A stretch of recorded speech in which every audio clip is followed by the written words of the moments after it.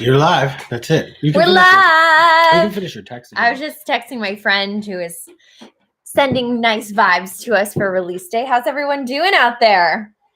How's everyone doing? Is anybody on here right now? Yeah, you can see the chat. There's some people showing up. Okay, cool. Yeah.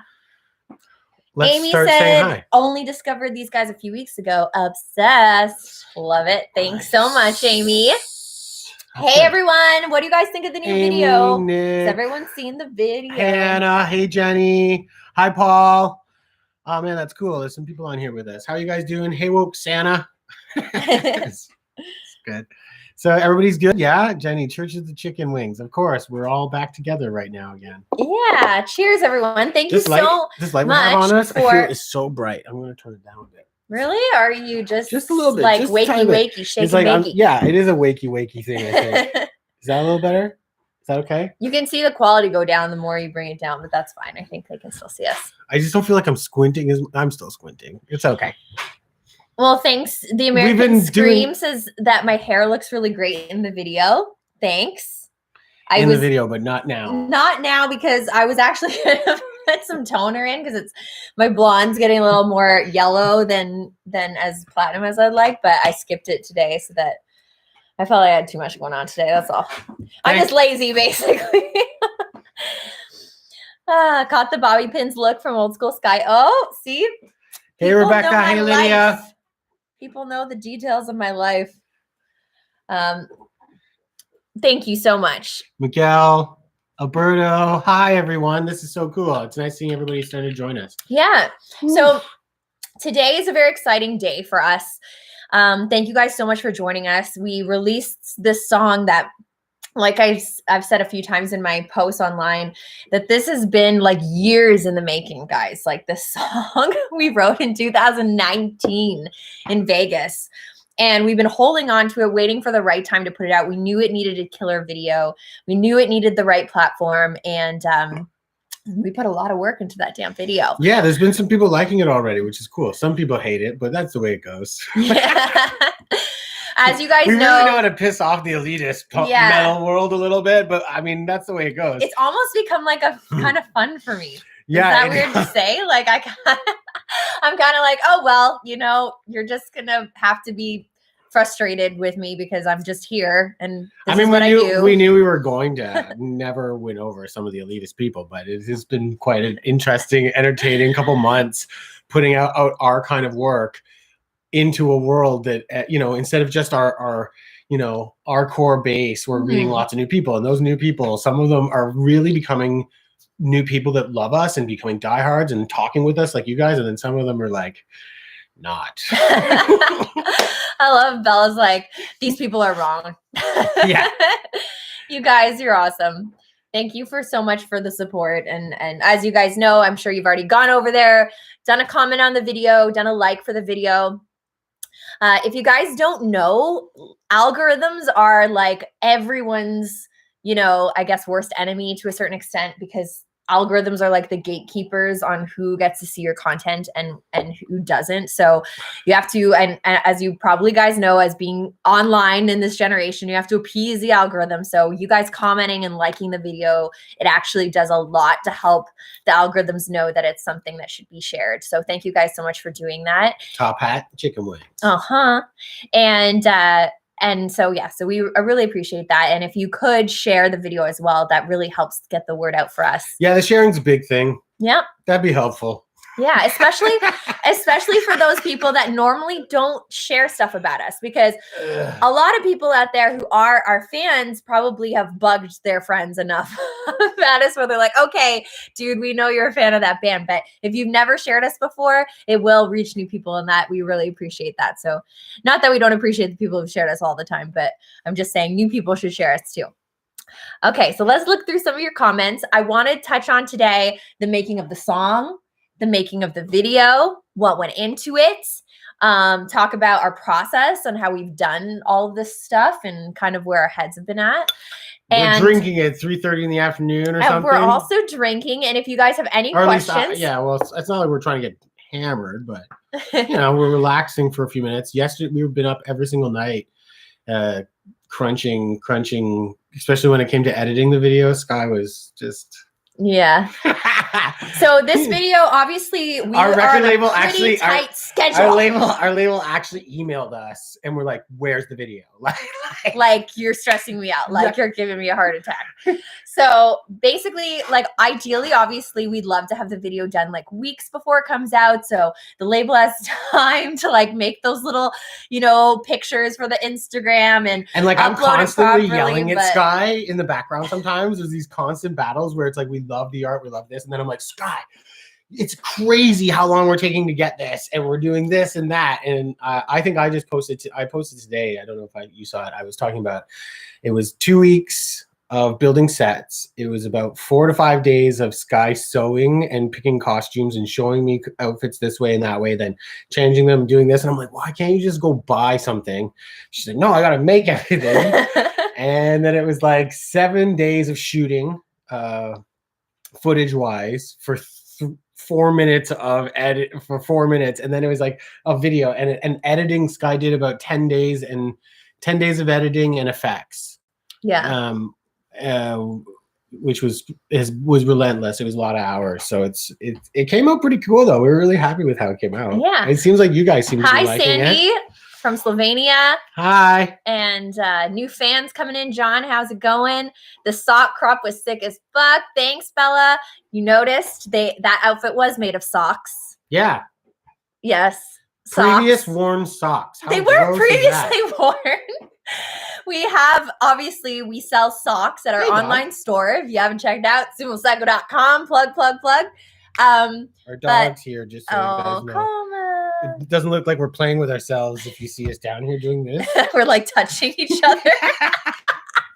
Just like mad. That's why I love saw you petting doing it. I was like, you. I better show them what you're doing. You just look like you're doing this, like a little squirrel. Like, Yeah, no, we have a dog she's down a squirrel here. looking for the nuts.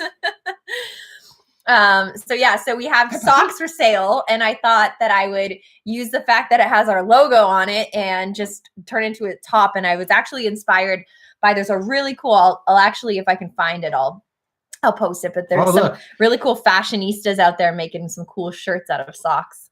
Hello from Germany. Hey. What is Two Skies about in the video? Okay, so when I walk in to this place to get initiated, I gotta pay off the big man, the Terranaut there, and I don't see that there's someone else there that's me because they're masked up, COVID safe, right? So then I go through the process of initiation by taking all 4 of the different poisons or whatever you'd call them, gateways into the portals of the 4 gangs or 4 factions. And I wonder if you guys can match each gang to the look that I was kind of vibing with in each of the 4 different poisons I take out of the box. The whole time we're shooting this, I was like, what is going on? No one understood the concept except me. So I'm like running around on the video set being like, okay, now film me do this. Now film me do this. And like, everyone's like, but Oscar's like, I get it now. Like Oscar was in the whole way. He's like, yeah, it's like, because I was like, this is kind of like a Matrixy thing. Like, you time warp thing? Either way, it's still just a music video, okay? There's only so far this really goes to make sense. Okay, so let me finish. So then I go through initiation, which is like each of the different worlds that I get transported into. And I find in each world the way to exit the world and get back to the chair to take another and another. And I go through the process, right? And then I realize at the end, I've woken up as the other character who we all thought was the mastermind behind this whole thing. And then the Terranaut comes by and says, I don't know the words verbatim. You wrote it! You just wrote the video 2 days ago. He says something, and then it's time for the next initiation.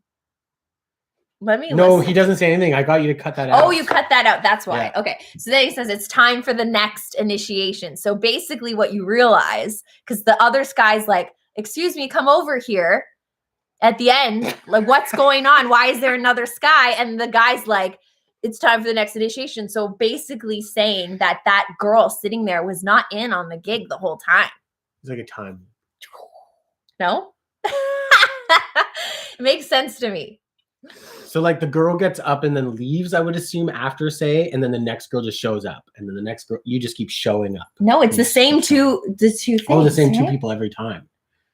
What came See, first, the I'm chicken or still the egg? trying to figure it out myself. But I really enjoyed making the sets and having fun building it. And because it's not a movie completely, I don't get too bent about it making complete sense. Jenny says it made sense immediately to her, so that's good.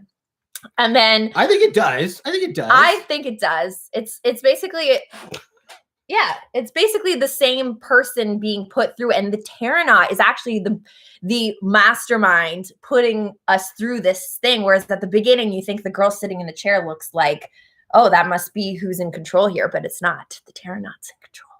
Okay, so I'm going to scroll back to see a few questions we missed. Oh, Alberto wonders how long I was covered in glitter after the bath scene. So what things is funny about the bath scene is we had to film that a year ago. Like, well, in September, like October, September? Yeah, well, I mean, it was a year ago almost, if not more. No, because it's only April. Yeah, but we filmed it not last summer. We filmed it the summer before. No. It hasn't been that summer? long. It was last October, end of September, early October. It was this summer. No. It was like June, I thought. No. You're right. It was September because you were cold at the certain. Because I kept saying to you, we have to film this before the weather gets so cold. Because we filmed the bathtub scene outside because the bathtub we had, in order to drain it, like we couldn't like drain it in our house, obviously, or put water in it in our house. So we were like, let's do it outside. It's a heavy bathtub. So I thought, let's film it outside, but it needs to be warm enough because I'm kind of like gonna freeze my, you know what off if I try to do it in other. What are you gonna freeze off? A lot of different parts of me, my fingers included.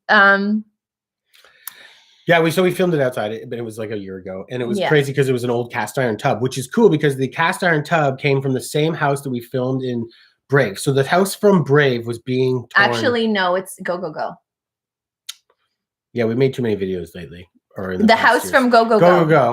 Either way, it's just a house back we then, we were getting torn down. Yeah, way back then. Pulled the bathtub out of the house that was being torn down when we made the video.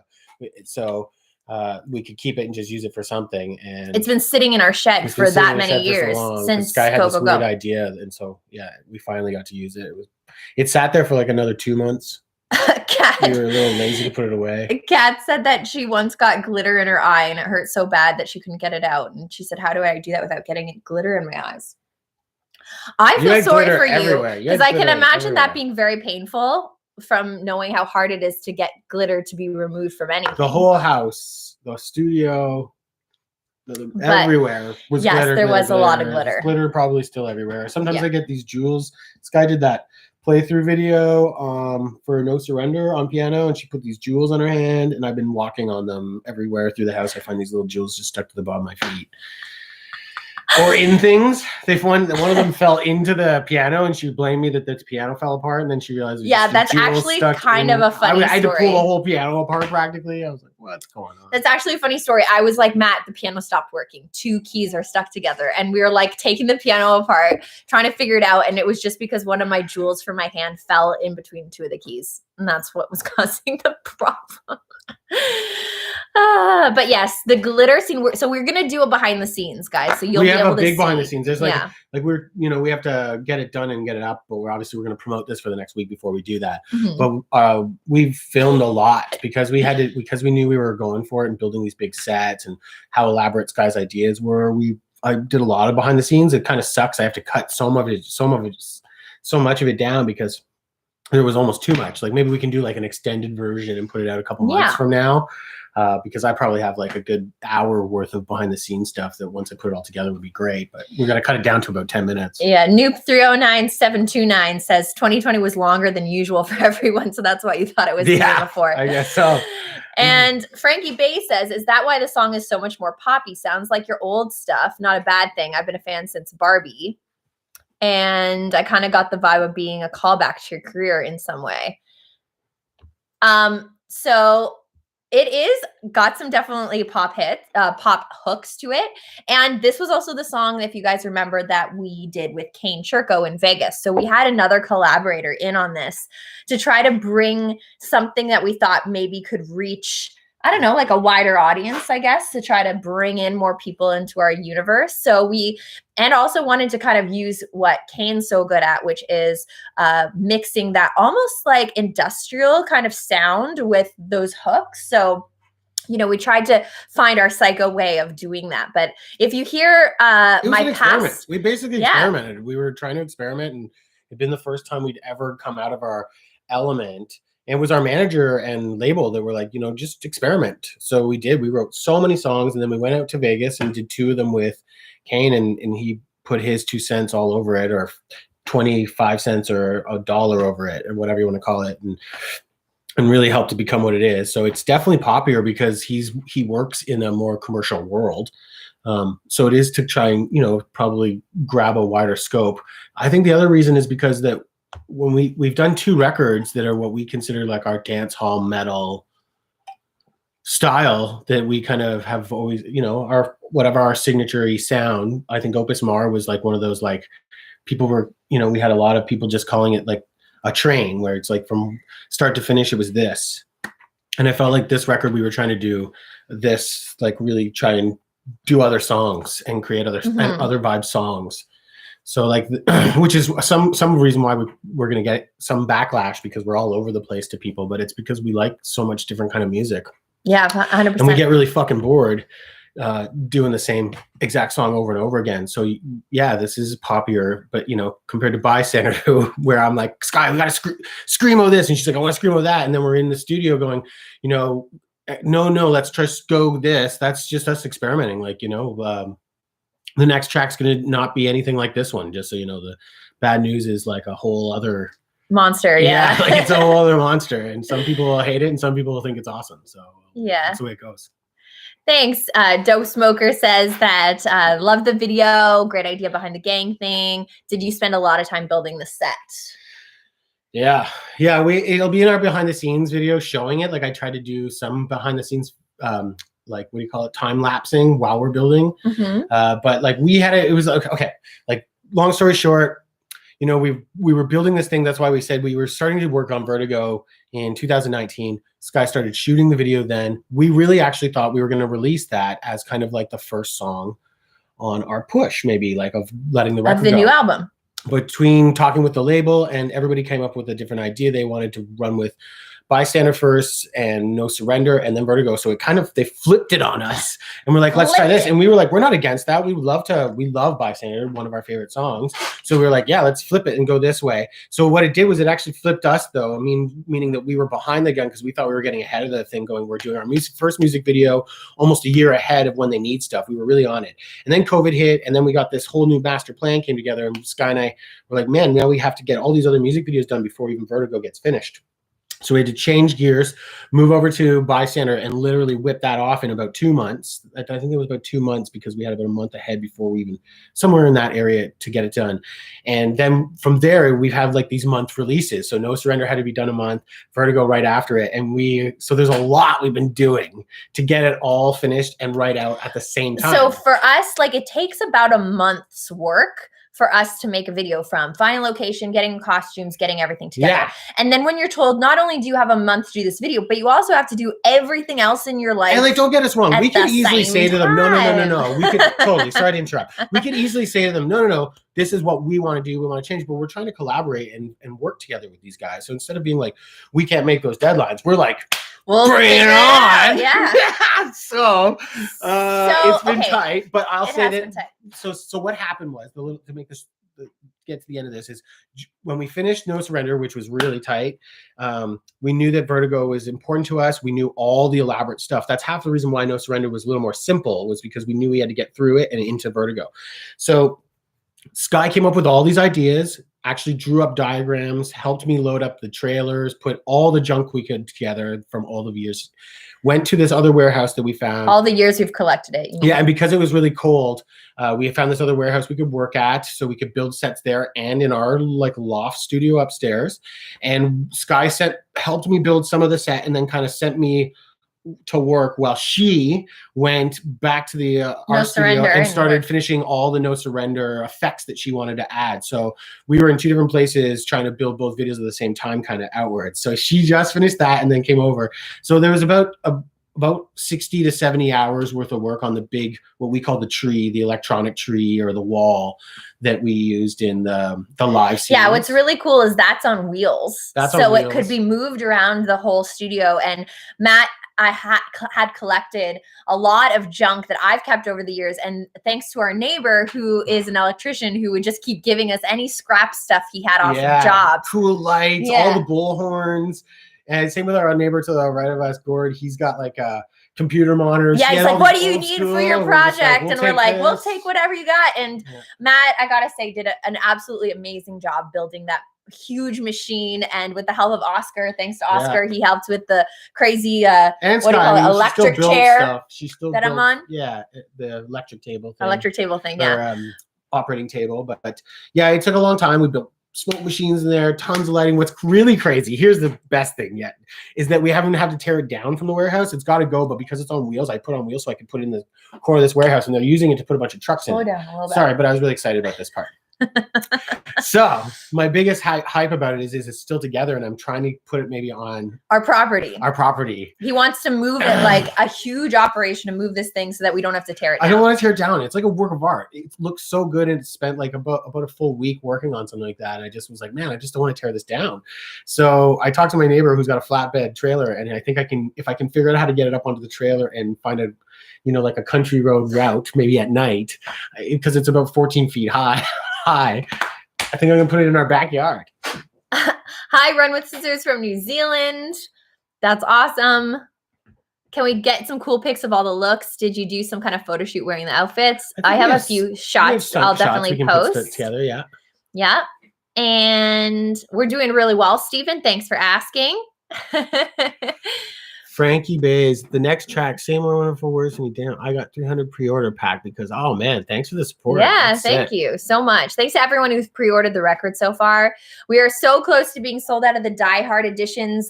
They are no longer available, unfortunately, on the Napalm Records EU store, but are still available on the North American store. And if any of you guys still want a copy and you live in Europe, maybe you could hit up another fan that's in America that might be able to send it to you.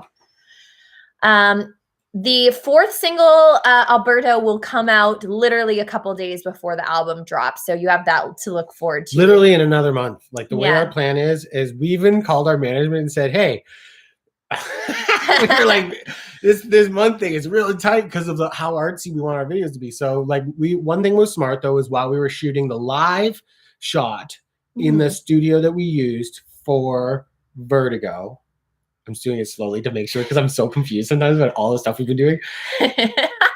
Bad news, the live scene with the band was shot as well. We shot the one on the Saturday, and then the Sunday we picked up the electric seat, the operating table, and then we went upstairs where we built this live set, and we at the same time, and we did that. So we've picked up some of the shots for it, and I think Barbara Bones is making an appearance in Bad News, which we already filmed because she was in Bystander, and so we have some of it already picked up, but we got to pick up some more. So like literally we get this day, and tomorrow maybe we're going to keep doing some promo, but like I'll be probably back at building a couple more sets in the next day or so, and we'll probably we'll have to have everything filmed that we're going to use within the next 2 weeks. Matt's going through his literal to-do list in his head right now. And Sky will have to edit within 2 weeks to get it all right. And we also have to get all our packages ready. So the American Scream is right. A lot to do. Is correct. The bullseye is on the computer as a reference to my tattoo. It's a very Tank Girl inspired symbol that reminds me of the character Tank Girl. Very cool character, and I love the movie as well, as much as critics panned it, but it has been a huge inspiration through my whole life, that movie. Thanks, Kat. The black thigh-high boots was a last-minute purchase before the shoot, so I'm glad you liked them. They're telling you to breathe. The neon bra, is it the same one you wear in the August calendar? Yes, actually it is, but I put the spirals on it, so I changed a little bit. Got to be resourceful, right? Enzy misses us, and we miss you too, Enzy. Thank you so much. I'll be quiet. I'm trying to be quiet. What do you mean? Let's see I'm what else. breathing. Thank you, Woke Santa, for getting your Die Hard pre-order. That'll be sick. And is it a possibility for you to sign the album if we buy from our shop? Yes. If you buy the pre-order from the Sumo Cyco shop, we will be signing the hard copies, so of the vinyl, the book, and the album. And are you going to put out a music video for every song? Okay, Stephen, we were just talking about how hard it is to do music videos for every Yeah, single where song. were you just a few minutes ago? But because if you keep going, we'll have it done by October. Okay, that's a challenge. That's a challenge. Yeah. You know what? I'll tell you right now. That's what my challenge has been. I've been telling Sky that's what we're gonna do, until like a week ago, and then I was like, I don't know, man. That's just as tight. Like just no breathing room. But it's a challenge. I definitely believe that we're gonna keep. There's not gonna be just one more. Yeah. Another reference from the past was Danger. Everyone was getting some Danger vibes from the being stuck onto the. I thought it was a great idea. Sky's like, I want to do this table and, Frankenstein style and like arms, super retro, electricity, and 2 characters. And I was like, can we use the characters from Undefeated, like those kind of Terranauts? The big skull guys, just bring it back a bit. And she was like, yeah, I'm totally in, because it also saves time compared to, not that we don't love the prosthetics, but it takes so much time. And I was really excited about it because I think it adds a quirkiness that I love. And the electricity, Sky did a great job putting that through it with all the body movements. And Fran helped me work the camera right. We used Fran's camera, and we had a crane on that. We came up with some great shots. I think it looks really good. I love building those kind of things. Trinity Edwards says, with how much you two do on your own, would you be willing to help other bands with similar aspirations? Well, we try. We definitely don't mind telling bands what you need to do, what you have to be ready to do. We've been hired to help bands, but it's really hard for us to give just too much free time when we spend so much time trying to keep our business alive. It's not like we've conquered the music scene here. Yeah. It really is a full-time job to be in this band. Yeah. I mean, the last 10 days of editing this video, I was literally spending, from the moment I woke up to the moment I was sleeping, Matt was doing literally everything for me, getting me food so I could keep working on the video. I had no time, not a single moment to be doing too much else. So it really is all encompassing what we need to do, because we have a limited budget and limited time to get a lot of our dreams, our things that we want to do accomplished, right? So we like to help other bands. That's for sure, though. We definitely don't mind. Yeah, it's one of our passions, actually. We love giving advice. I keep telling Sky, another couple years, if I can keep growing the band and scaling it to where I'd like it to get, that eventually we would started our own kind of real label where we'd try to pick another band that we would try to kind of work with under us. And Sky doesn't seem to have that same vision yet, but I'm going to get her there, where I'm I really, really want to give back. And anytime we record bands here, I'm the worst, actually. It can take me so long to record because I just want to tell bands, this is what you're missing already. This is what you need to attack right now. Don't wait until the song's done, or don't wait until this is done. This should already be being done. So I'm always into talking about it, but it's really hard to just give too much free time. I think the best way to get some advice is literally to message Matt or message myself. And then when we have some time, we can just text you back I might not respond right away, but it's almost never that I won't respond. And if somebody wants advice, I will go into detail, maybe too much sometimes. But I usually don't mind giving that kind of stuff. Yeah, totally. Not that I'm right all the time. Fuck, we're still trying to figure it out. Jesus Christ. Yuri is wondering, how do you guys write your songs? Is it music first, then lyrics, or the other way around? Bit of both. Mostly, Matt is an amazing producer and instrumentalist, so he'll come up with a full track. Thank you. And then mainly hand it to she's me. This amazing director. No, go ahead. Okay, go ahead. I'm gushing. No, so Matt will be in his studio and he'll just dream up these kind of riffs and beats and ideas, and then he'll play them for me, usually when I wake up in the morning after I've fallen asleep to the sound of a drum hit all night while I'm trying to sleep, wondering what Matt's doing in the other room. And then I'll try to write to it. And then most of the time I'll be like, I got something. And then you'll be like, go back, rewrite it. And I'll do the same to him. If I don't like his tracks, I'll be like, we need to change the chord here. Or we need to do this. So we're very, Sky work will well come up with together. melodies though, and just be like, check this out, and sing something where I'm like, oh, and then it's actually pretty easy when you do have that the hook right off the bat. When you have like the king hook or queen hook, whatever you want to call it. I don't want to sound 2021, y'all. The neutral hook. When you have that hook, it's really easy to go, okay, well, what's the root chords that work under that, and start building a riff. I find that that's really easy when you have a great hook. But a lot of times, you do want to have that. You do build the music just to inspire somebody to want to write a hook. Yeah, it's true. But there's been times also where you've come to me with a lyric hook. Like Move Mountains was Matt's ideas. Actually, Matt was like, I got this Move Mountains idea, and I was like, that's cool. Yeah, I did write the chorus in that one. So Dice, but I didn't write actually all of it. I just wrote, I can move mountains. I can move. You wrote that. I can and all that. And James the Rock.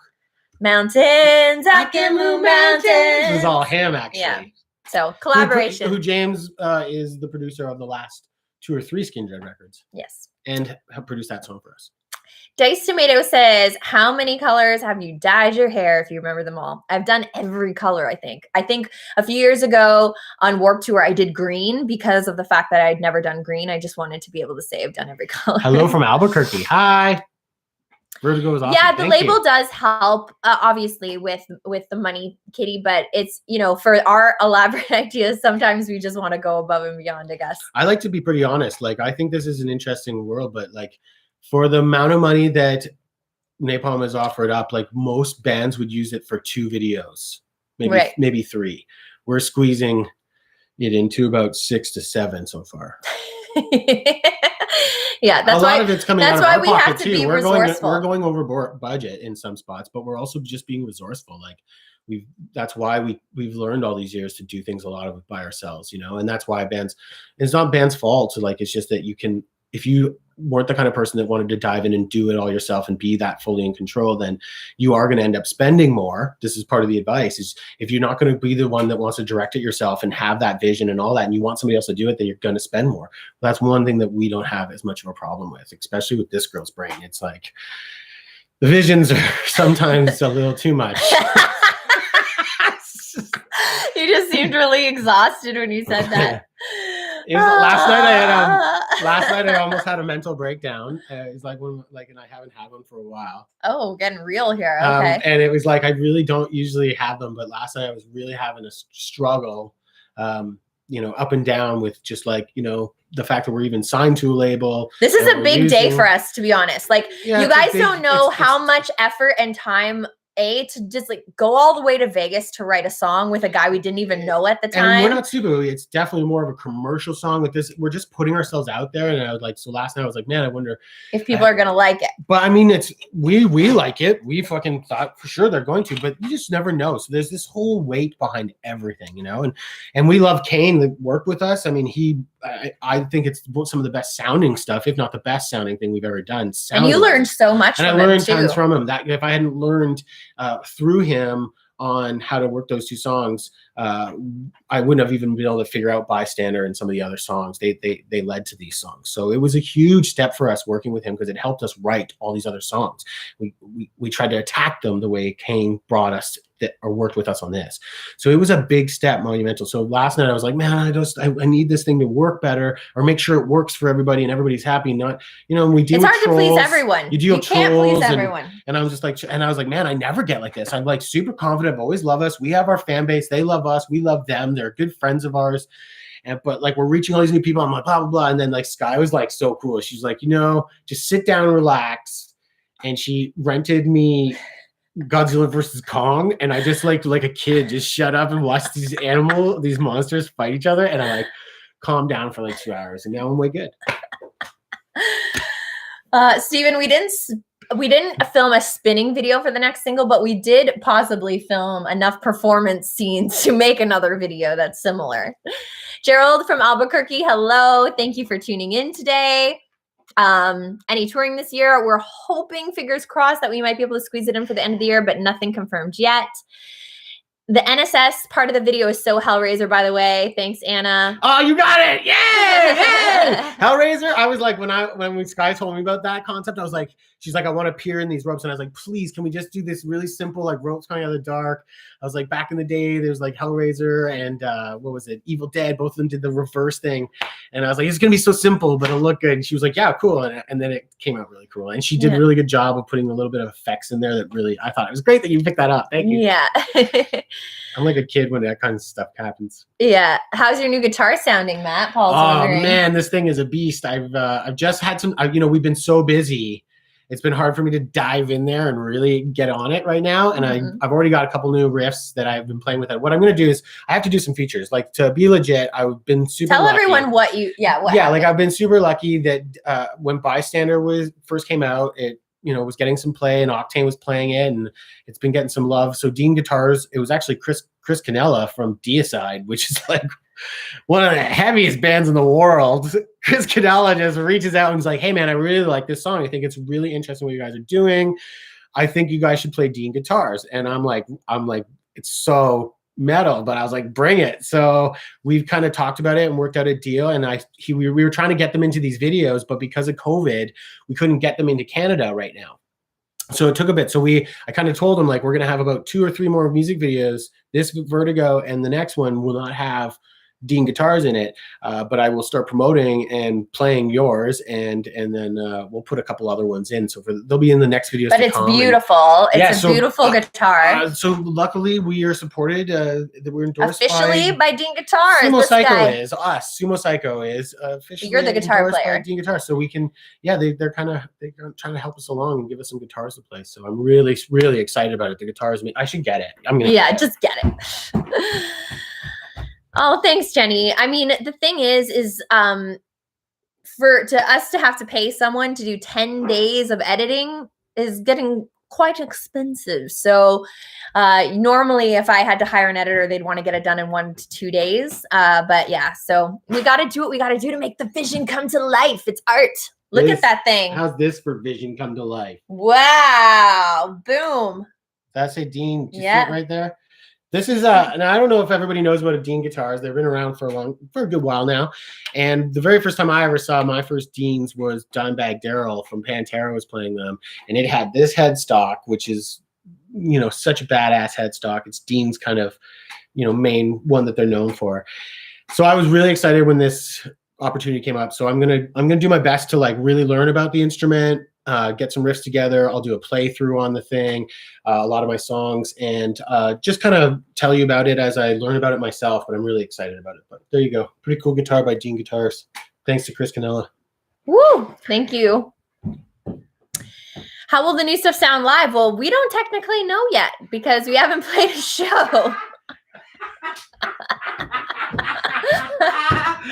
That's not completely true, but it's sort of true. We know what Bystander sounds like. We've done Bystander. Yeah.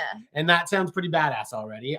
I think that is going to sound, I think that all 3 are going to sound booming in a good sounding place. And once it's, we got a good mix and we're all live and it's loud, they're going to sound, think about how crushing and how heavy we sound live and how poppy we are on a recording.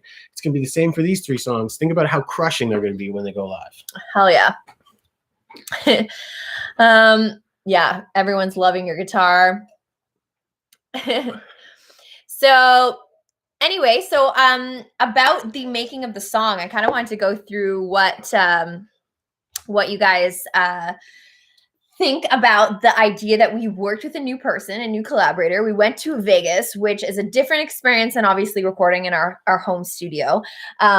So most bands have the process where when they write a record, they usually will book like a bunch of studio time in a studio, and then they have to kind of like cram everything they want into that. Hi from Scotland. Hi, Mike. Hi, guys.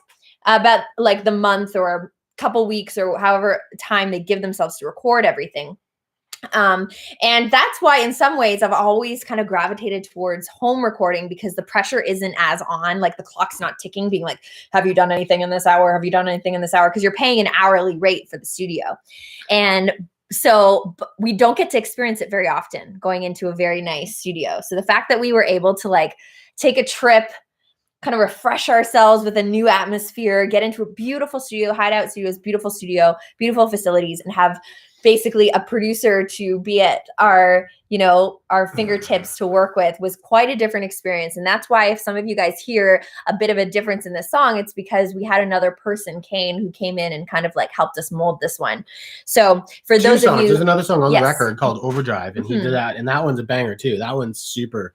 He thinks that should be on like WWF. Is it WWE now? It's WWE. I'm getting old. Yeah. So yeah, it'll be fun. It'll be so much fun when we get through these songs. I never knew Dean made an Explorer. It's not considered. Yes, it's the model. You're right. And I didn't know that either.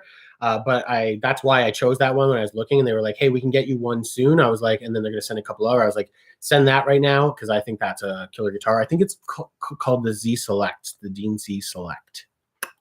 Check it out. Bungle said they tried to get Lady Gaga on the Top Hat Chicken Wing deal, but didn't reply. No, I don't think many people understand this. I don't think anybody. I think it's a really good, close knit joke that's going to stay right in the family. Yeah. Most people are going to ask questions about that one. And I love it. Yeah. I love it. Love it. So I also love chicken wings. I do. So the making of the video, as we mentioned, the glitter scene in the bathtub, that was done. Chris says Vertigo should be too. Both of them should be on WWE. Cool. That was done, like we talked about, back in the day, back in September. And then the rest of the stuff was kind of fun to do as well. So the NSS part, which as some of you may not know what that meant, that's the rope scene where I'm standing in the ropes. So that's kind of inspired by the Not Sorry Sorority Gang. And if you don't even know what that means, you need to go to our website and check out the quiz. We have a quiz that'll tell you which Cyco City gang you belong to. And then the rope scene was kind of inspired by being kind of like, you know, tied up with the ropes, because that's one element I have in like the crest of the Not Sorry Sorority. And those ones we did upstairs. So while we had in our loft, while we had the set of the big electronic tree and the electric chair, we also built the set upstairs, which because we have open rafters, we hung all the ropes through the rafters, and then we just painted them pink. And it's not a huge deep room. It's about 30 by whatever feet, but we put a green screen back there just in case, and then we just smoked it, and it just filled in the room nice, and it gave us what a cool effect for. And we used one light, I think 1 or 2 lights on it at best. It was very simple, but you know, it's one of those things, if you've got the idea right, the lighting just adds, everything just comes together really easy when you have a great idea. And it was really like, as far as like a thrifty idea, it was literally one spool. Yeah, it was one spool of rope that we had to buy for this entire, like as far as props go. That was pretty much the only thing we had to buy was a spool of rope. $250 for a spool of rope sent to us through Amazon. We didn't even have to go get it. It was actually Uline that sent the rope. But we didn't have to go get it. It just came right to the door. Arrived to the door, and then a couple of cans of spray paint, right? To spray paint them. And then whatever you did for your outfit. Yeah. Which was all just like rope as well. And Sky sometimes lies to me about what she spends on the outfits, I think. No, those were dollar store ropes. So that was like $1.50. I was so proud.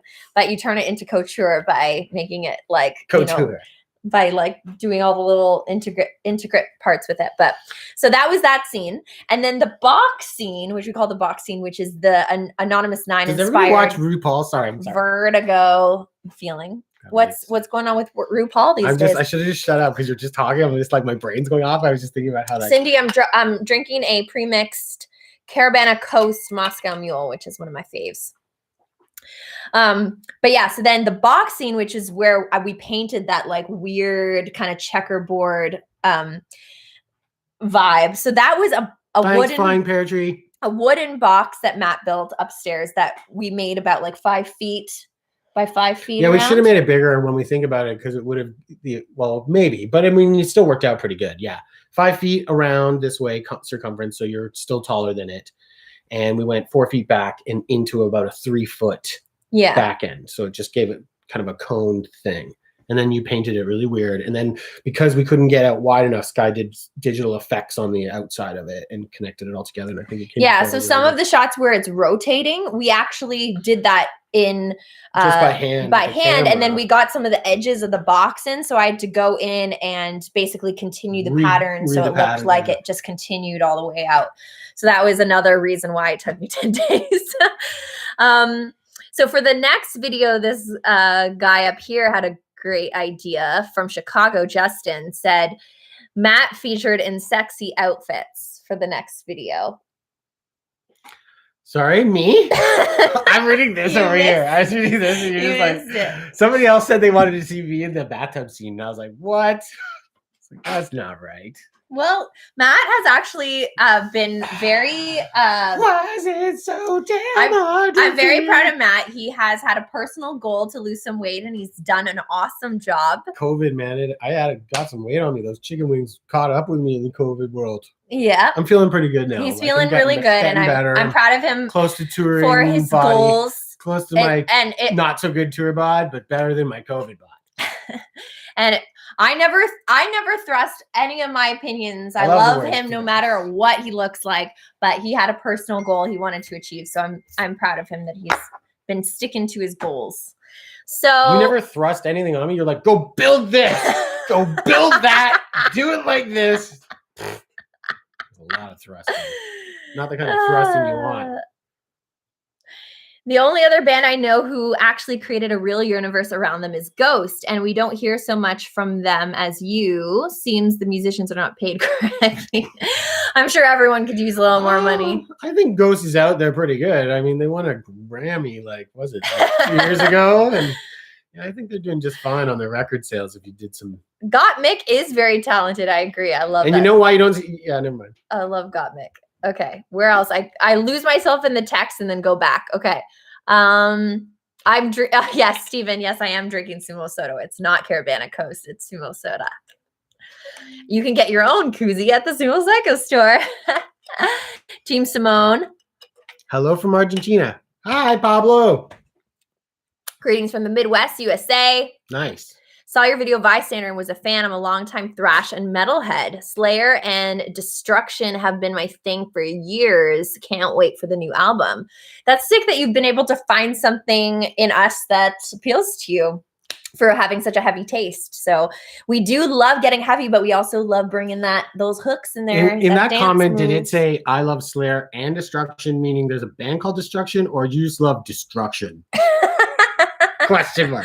Because I know who Slayer is, but I don't know I don't know Destruction if it's a band. Probably. But if it's not a band and you just love Slayer and Destruction, meaning you're destroying things, I'm like, oh, cool. It's like, remember the first live stream we did, and that guy's like Abomination or whatever that guy's name was, and we're like, oh, that's why he doesn't like us, because his name is like something Abomination, puking abomination or something. Yeah, putrid puke abomination. Yeah, putrid abomination. I think it was. Oh, I wish he was still here.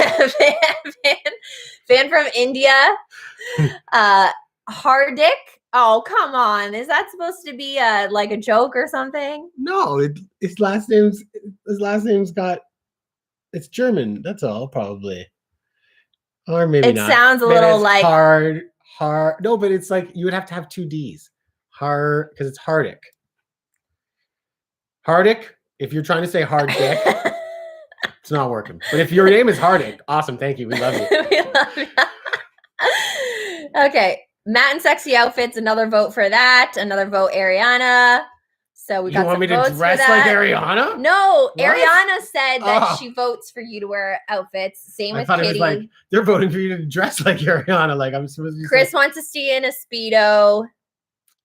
This is getting strange. Have the trolls arrived? I'm gonna need some why. Matt. So I was busy doing interviews this morning, and Matt was answering back to people on Napalm's. There's trolls. Video. There's always trolls though, but not as bad as Bystander. But then again, I like it. I think it's great that we can create that kind of people talking, because it's a shame to see people diss. It's one thing if you don't like it, you don't like it. That's fine. We've talked about this before. It's a shame to see people that are into metal and heavy guitars and rock really diss it so much where they don't want to see it do well. Sure, maybe you don't like it, but wouldn't you be happy that it's doing well? So so we're trying to keep rock alive there. It's kind of weird just how nasty people get, but I'm just like, hey, whatever. I don't have it in me. I'm not the kind of person that will ever write, besides from being sarcastic back. If somebody says something bad, I'll tell them to fuck themselves. But besides from that, I don't go out of my way to just go, but people are there. That's the way it happens. Mm-hmm. I see people, hating, and those are people that we could never win over, I don't think, unless we changed what we want to do, which has been our debate all the time. And that's where we clash half the time. I'm the heavy guy and I like punk and I like reggae and these weird things. And then Sky's got this whole other side of her that just like comes from a whole different view than I do. And this is how we make our music and our music videos. And that's the only people that are ever going to really like us and support us are those kind of people that get what we're trying to do together. Some of the outsiders are never going to get it. They're always going to think it's too weird or too poppy that way or too heavy that way. If it's either this way or it's that way. Well, Taylor is saying Mercy and Limp, she found a little grittier on the production side. What made you guys decide to go a little cleaner? And I think that not only comes from the fact that as Matt developed as a producer, he was able to bring out the clarity in some of the mixes on top of the fact that I feel like that was also our first stuff. Wasn't it? It was Mercy and Limp was our first stuff technically. And that was also produced by Julius Buddy, who did all of Alexis on Fire's work and Protest the Heroes work, a lot of it. So he kind of had some influence on how it was mixed, and I like it. I think it's still good. When Acid Splash, are correct. It is pronounced Sumo Cyco. You got it. Yeah, but I don't know. We just evolve, you know, that was years ago. So we just keep changing our sounds. But I also think Limp, to me, reminds me very of musicals. Because I grew up on musicals. I mean, No and it Surrender, has a very, like, I always thought No Surrender's chorus. Musical vibe. Don't you think No Surrender's chorus, if you really think about it, it sounds like a limp chorus. Like it has that swingy beat. Like I was, when we were writing it, I was like, Sky, this has like a Limp vibe in the chorus that I think people connect with. And like I actually think No Surrender is one of my favorite songs we've ever written. I think lyric wise, I think it's amazing. I love the chorus, and it reminds me of Limp a bit. Yeah. Awesome. Not the Crafty Cindy just says, thank you for doing this. It's awesome to hear about the video and songwriting. I listened to metal pop reggae, Italio disco and blues. Nice. I've never heard Italio disco before. I'm assuming that's like Italy's version of disco, or is that something completely different? I don't know. Send us versions of Italio disco. Yeah.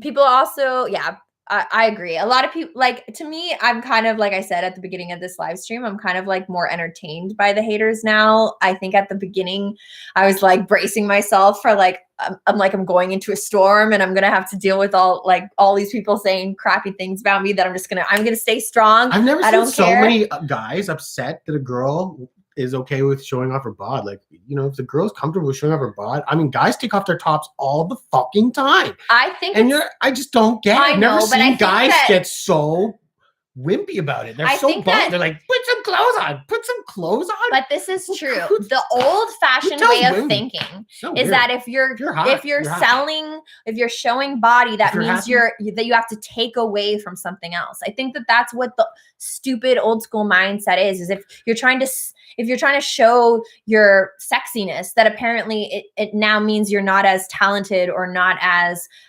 creative or any other thing. Whereas I'm like, guys, like, just because I want to look hot in my video doesn't mean I'm bringing it in all other categories. Walks around in some pretty hot outfits. She goes around, you know, if we go out for the night, if she goes to a club, if we're going to a show, this is a lot of her outfits look a lot like what she dresses in when she's actually in videos, believe it or not.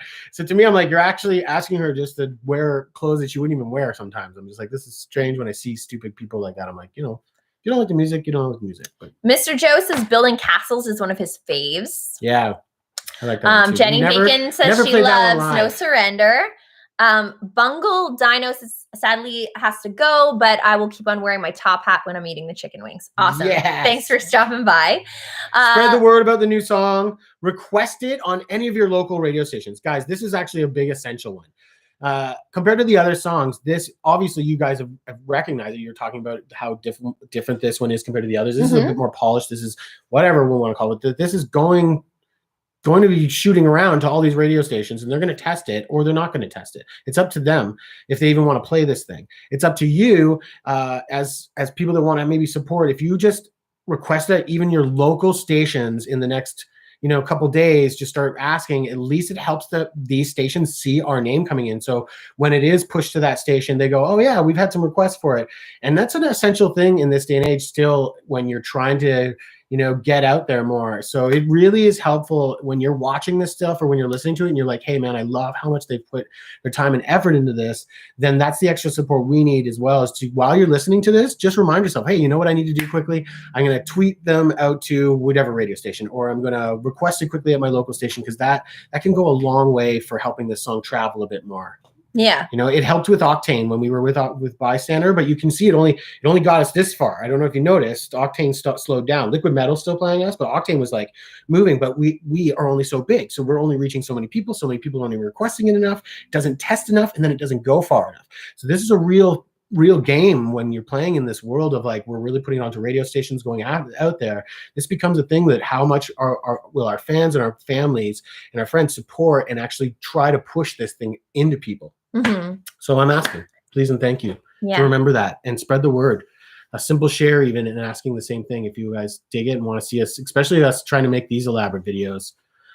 Yeah. Munera is wondering, how are Oscar and Trozy?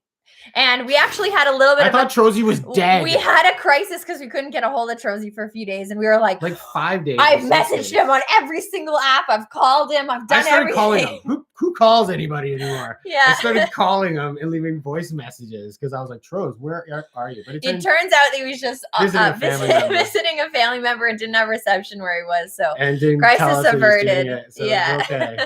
Oscar's all right. We saw Oscar. Well, we didn't see him that long ago, but he helped. He had more time than Trozy. Trozy's been working really hard, and he had a bit more time, so he helped build some of the sets. So Oscar was around a little bit more, so I got to see him and hang out a bit more. He's doing well too, and he's just in the same headspace as us. Is just try and keep it together, promote as hard as we can. Like, this would be a whole different world. Could you imagine if we had put this record out while we could tour? Like, how we work, guys. Like, we go out on tour and we meet people and we party and we like to play. We like to push this thing into a whole new realm, and we can't do that. So this is why we need as much help as we can, just spreading the word, because we're still stuck here just going, when can we run? And the boys are in the same thing. They're just like, hey man, we're just going to keep trying to keep our heads down.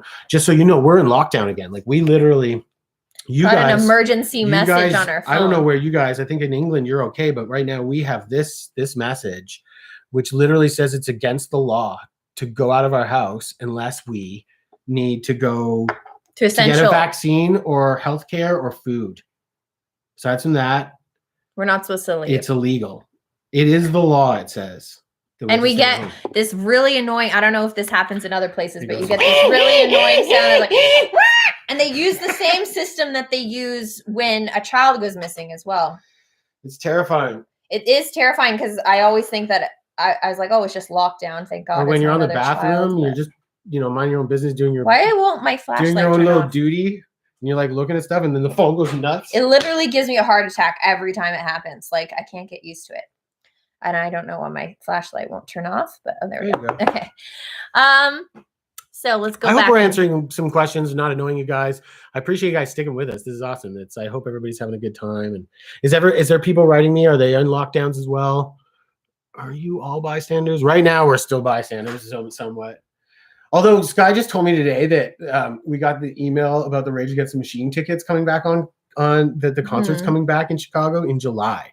It's because we bought Rage tickets because we wanted to see them, and we couldn't get them in Canada. So Sky was like, it's like her favorite band ever, practically. So she was like, we're buying Rage tickets. And while we were on tour, she stopped on the side of the road and sat online and finally got some tickets, but they were in Chicago. So we had to travel.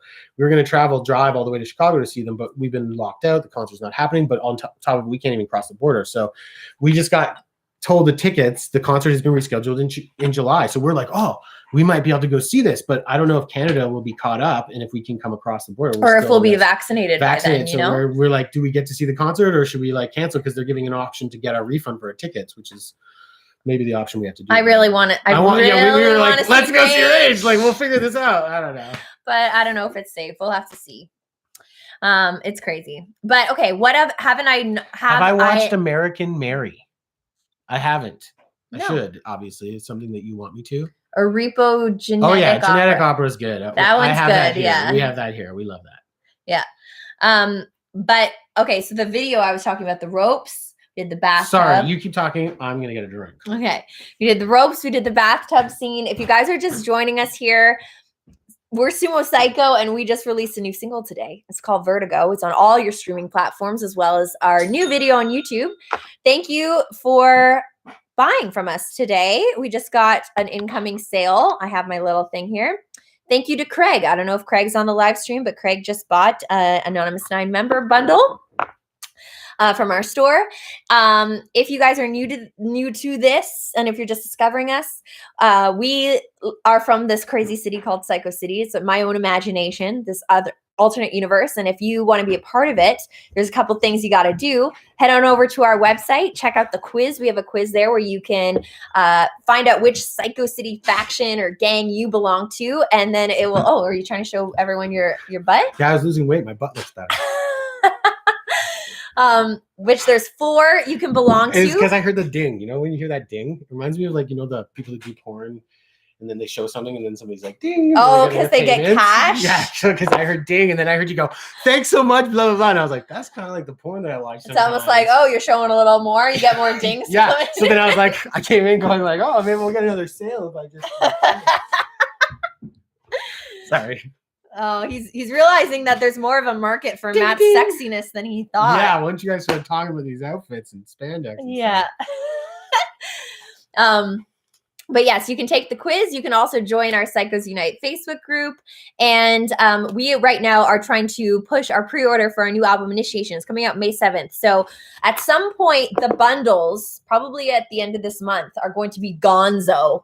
So you won't be able to get any more bundles, and all the items will be, there'll be scattered versions of some of the items that are in the bundles, just released individually. But if you want the deal, the real deal is to get it in a bundle because you save money. And you want to get that now before they sell out. I'm not an OnlyFans kind of guy.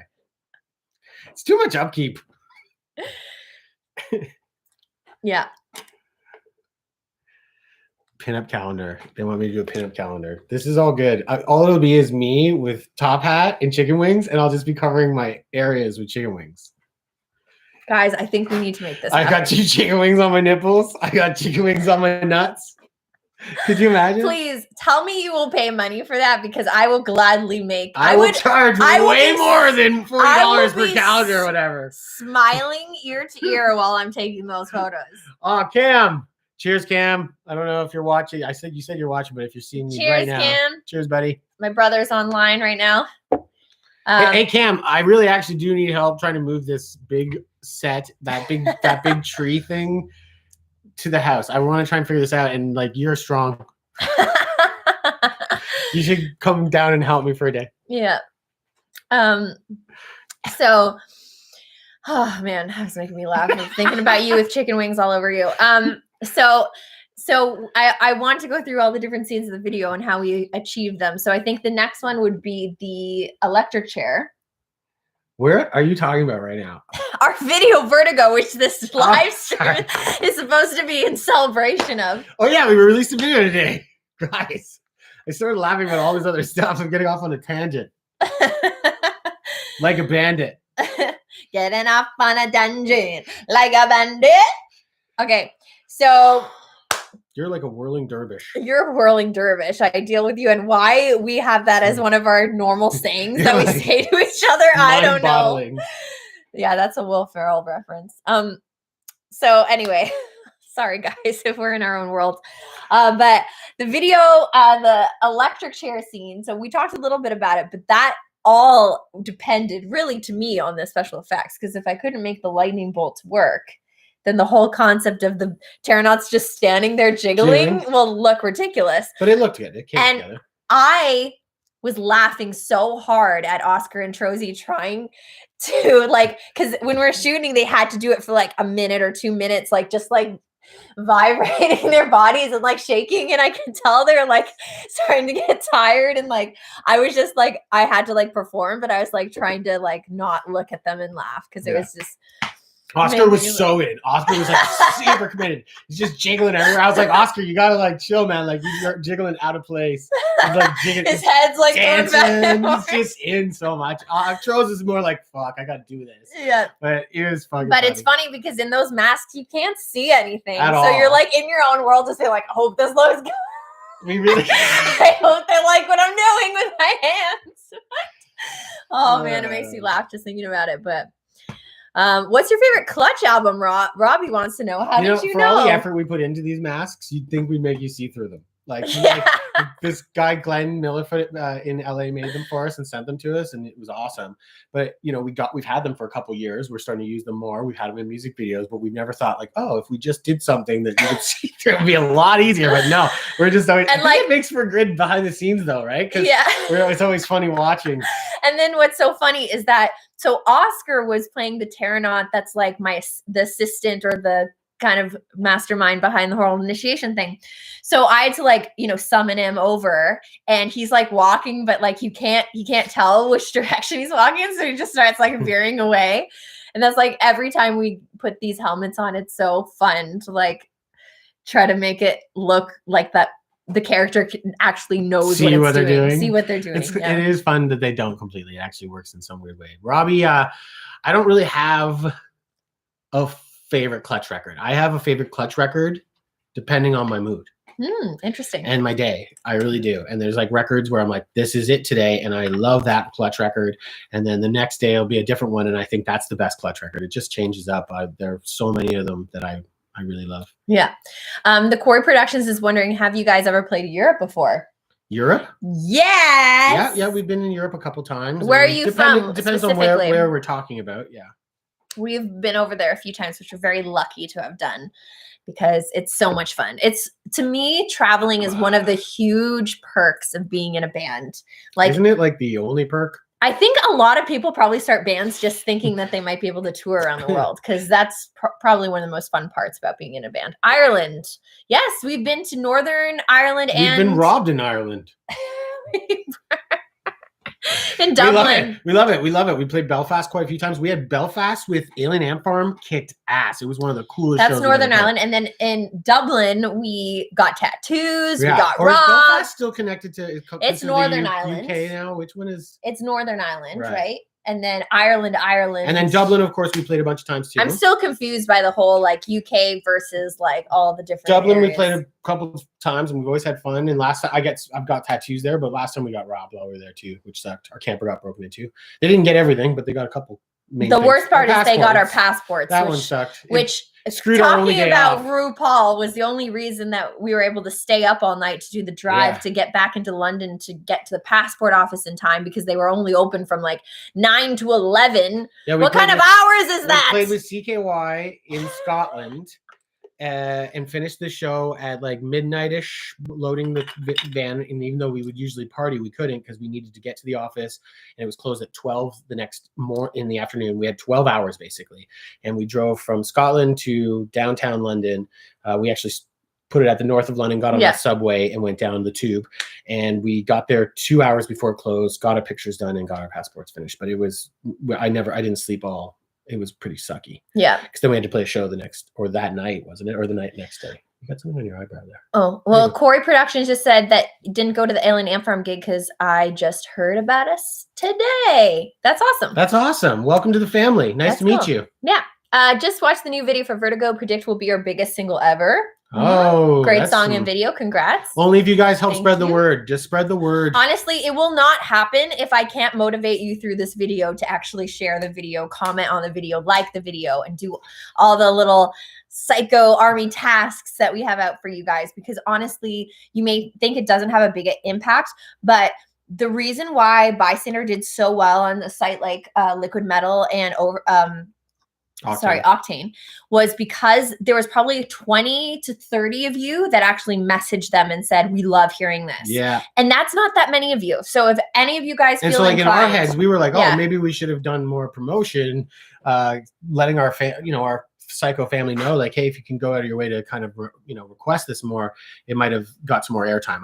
I was quite happy that we're getting some airtime out of that kind of a Sirius is huge, and that's great for us. And we're meeting tons of new people. I mean, the guys that my dad worked with actually listened to it and were like, hey, your daughter's on the radio. And, those moments make a dad proud. So is there a lot of extra editing flourish that happens without pre-planning when doing your post-filming stuff, or a lot of stuff you thought you could do with editing magic that didn't work? 100%.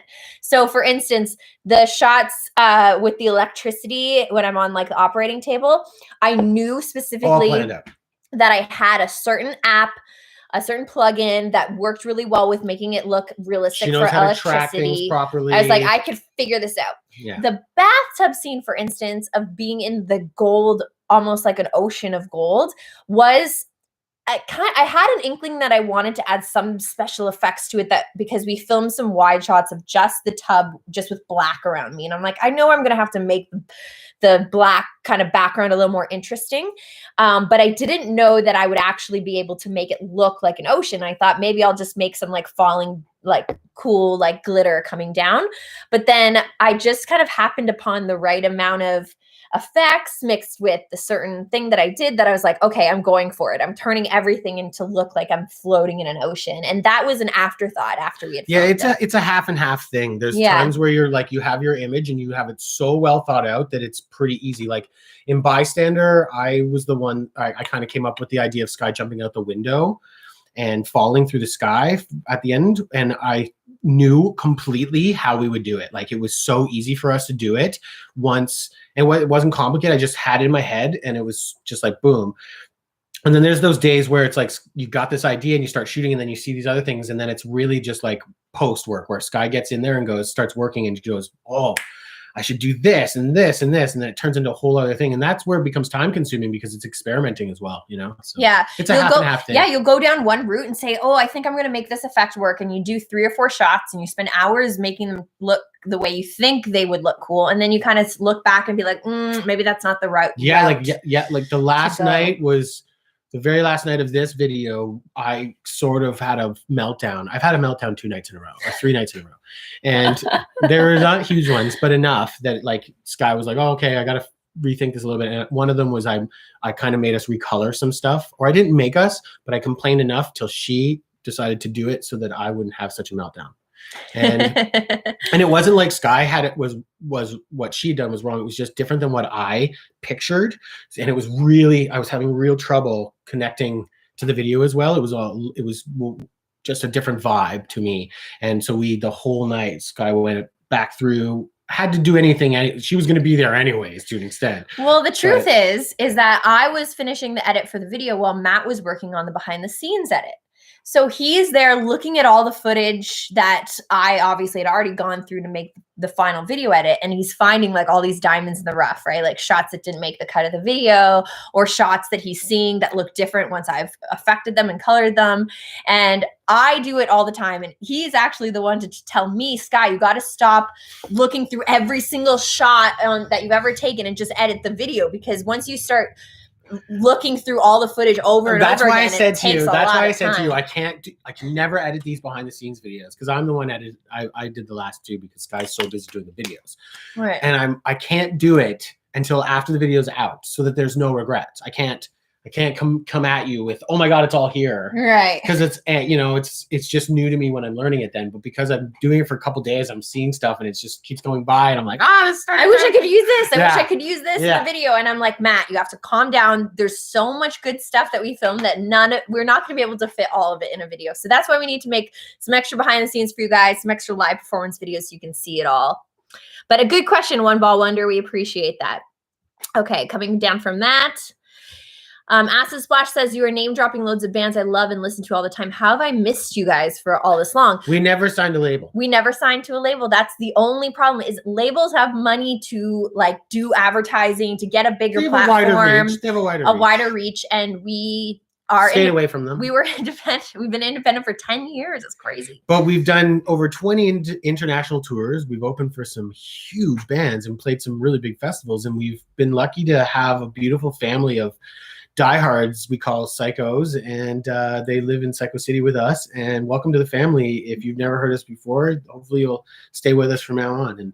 And like, again, it's not like, we're not blaming everything on the label, like, oh, that's why you've heard of us. But I mean, we definitely tried to stay away until it was like kind of one of those things we kind of felt the like right moment to do for this record, and let's see if it goes right from here on in. But there's lots of stuff. If you're just hearing of us now, go down that rabbit hole. Check it out. There's a lot of stuff out there. You can go to our YouTube channel and have a blast. It's a lot of fun sometimes, I think, for people. Yeah. Mark is wondering, will you ever do an album like Clutch and remove all the fancy production? You know, like Sky and I have talked about this because I hear this all the time. I really do. We've heard this a million times since we started. They're better live than they're on recording. And we hear it all the time. We, especially off the Ginger run, we met a lot of new people through Ginger, and those people especially love our live stuff. And what's amazing is on YouTube, a lot of them say, still love the record or love this, but gotta see them live.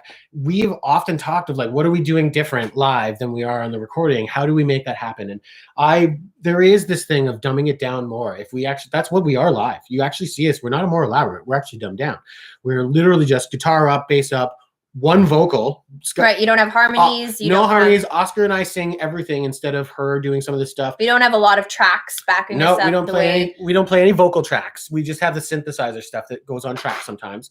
And that, believe it or not, is not as easy to replicate in a studio. You can jump in there and do it live off the floor, but without the crowd that pushes you to be that intense for them, it doesn't actually come together as well as you think. You get a sloppy mess because we're not that tight live. We're out of control, maybe. We're jumping around. Sky's climbing on bars. She don't even know if she's in. I'm interrupting the song, being like, "Hey, bartender, grab me a shot." So it does become this thing where we've talked, where we're like, we need to try this sometime, where we're going to get the band in and we're just going to lay out. And we did it one time in. I'll tell you right now. You can go and check it out. We did it in DNA Studios. We tried it live off the floor, and I didn't feel. I don't know about you. There's something about the crowd that gives you energy. It just doesn't. It came off of us playing, and the mix is there. But like to me, I was like, this is still just us. Like the way it's recorded. There's something that was missing. And there's also something that when you're being recorded, you realize that things like flat notes are going to be played back to you. Things like if you screech your guitar weird because you jumped around, that it's going to be like every time you hear that song recorded, you're going to hear that like off note. Whereas when we're in the room with you guys and we're literally saying, fuck it. Like, who cares if I screech my guitar wrong or if I make a wrong note? The show is more important. The overall feeling is more important than those notes here and there, which is something that unfortunately, when you hear recording over and over again, gets kind of like, no, why did I do that? So it makes us kind of hold back from some of the craziness. You just want to be more perfect because you're in the studio, you're doing your thing. You're not in a hyper energetic mood. You're like really more focused this way. There is a side that I also believe we do that on purpose to an extent. We've talked about it a bunch of times, but we like recording them I like producing them with quite high polished stuff. That's what I'm into. But, there's times I go, that's half the effect of when you come and see us live is that you don't just get one thing. Like for us, you get this recording, and if you can love us in recording, that's great. But when you see us live, there's a whole other animal. And I think that's one of my favorite bands are actually like that. One of my worst things is when I go and see a band and it just sounds like they turn the CD up really loud and they're all just standing there. They just do their thing. And I'm like, wow, they just played the track. They played everything so damn perfectly that I literally could have sat at home and watched this on my big screen TV. That doesn't do it for me. I actually like the elaborate, the craziness, the weirdness. I want people to walk away going, man, you should see them live. You should buy the recordings. I like all the different sides of this band that they do. And it's kind of something I've always strived for. This is why it's been a really scary moment for us without COVID, because when I was wanting to drop this record with Napalm, I really said to Sky, let's go with this. Let's work with Napalm. They seem to be letting us do whatever we want. They're going to give us some budget. Sky was still like, I want to just do this. And I was like, trust me, like, let's meet some more people. But I planned on that record dropping and literally being on the road right fucking now. Like for the past 2 months, I had planned on us literally from Bystander dropping. We were just going to go out and just we wouldn't have been able to make the videos that we've been which is making. Cool. But then again, we would have made the videos before, because we sat on our asses all weird in COVID, and we couldn't work with people for a while. It took us a lot to figure that out. COVID was a difficult time, and I'm not gonna. There's a part of me that can feel bad for not doing as much work as I probably could have done at the beginning. But the truth is, it was a stressful time, and we were dealing with a lot of emotion. I'm just saying that's what the way I look at it is like record sales are nowhere near as good as people think. Or at least from a band like us, our record sales happen organically. When we get on the road is when we sell the most CDs. Bands don't say they sell a lot of CDs. We sell a lot of CDs when we're on the road. Not so much. No, I don't think a lot of bands can go, oh, we really do sell a ton of records online. But on the road, we do pretty good. When we were out with Ginger last time, or we were out the last run, it's like they like what we do live, and I love doing what we do live. So that's our animal. It's our Like animals, literally, it's- I this think is tripping like me out being at home like 2 this for a whole years year. after Opus Mar came out, we almost made the Billboard charts because we were selling so many CDs while we were on the road. On the road.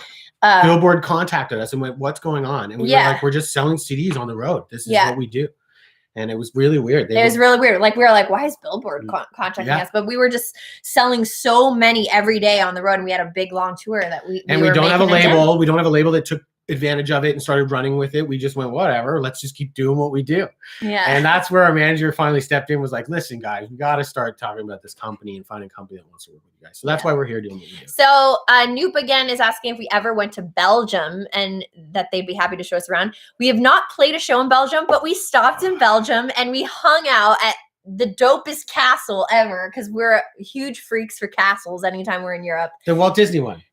The No? one, remember the one that we had the flag? We did like that stop motion animation. We were like running up to the flag. Oh yeah, that one. Yeah. Yeah, that was beautiful, that place. And it was like right in the village, middle right in of the the village. city. Yeah. That was so cool. It was You're so right. That wasn't cool. the Disney one I thought you were talking about. That was cool. Yeah. It was. I thought that was England. That was Belgium? Yeah, we stopped in Wow. Belgium on our way back from tour and before we got on to get back to UK.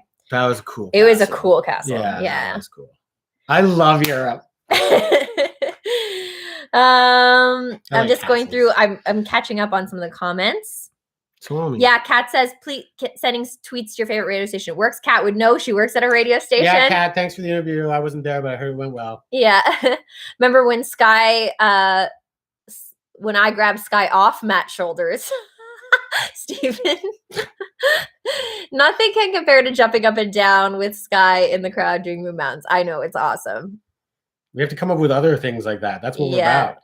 I keep trying to, Sky and I literally, you guys don't know this. Maybe I've talked to you about this before, but when we were on the Alien Ant Farm tour, no, CKY tour, we were playing in Manchester, and whatever that place was, we got the idea of like, oh, we've been, we obviously love our sticks. Sky loves jumping on my shoulders. I can deal with it. And I like it. I love having fun. So let's do this. I don't care if people have seen it before. It's fun.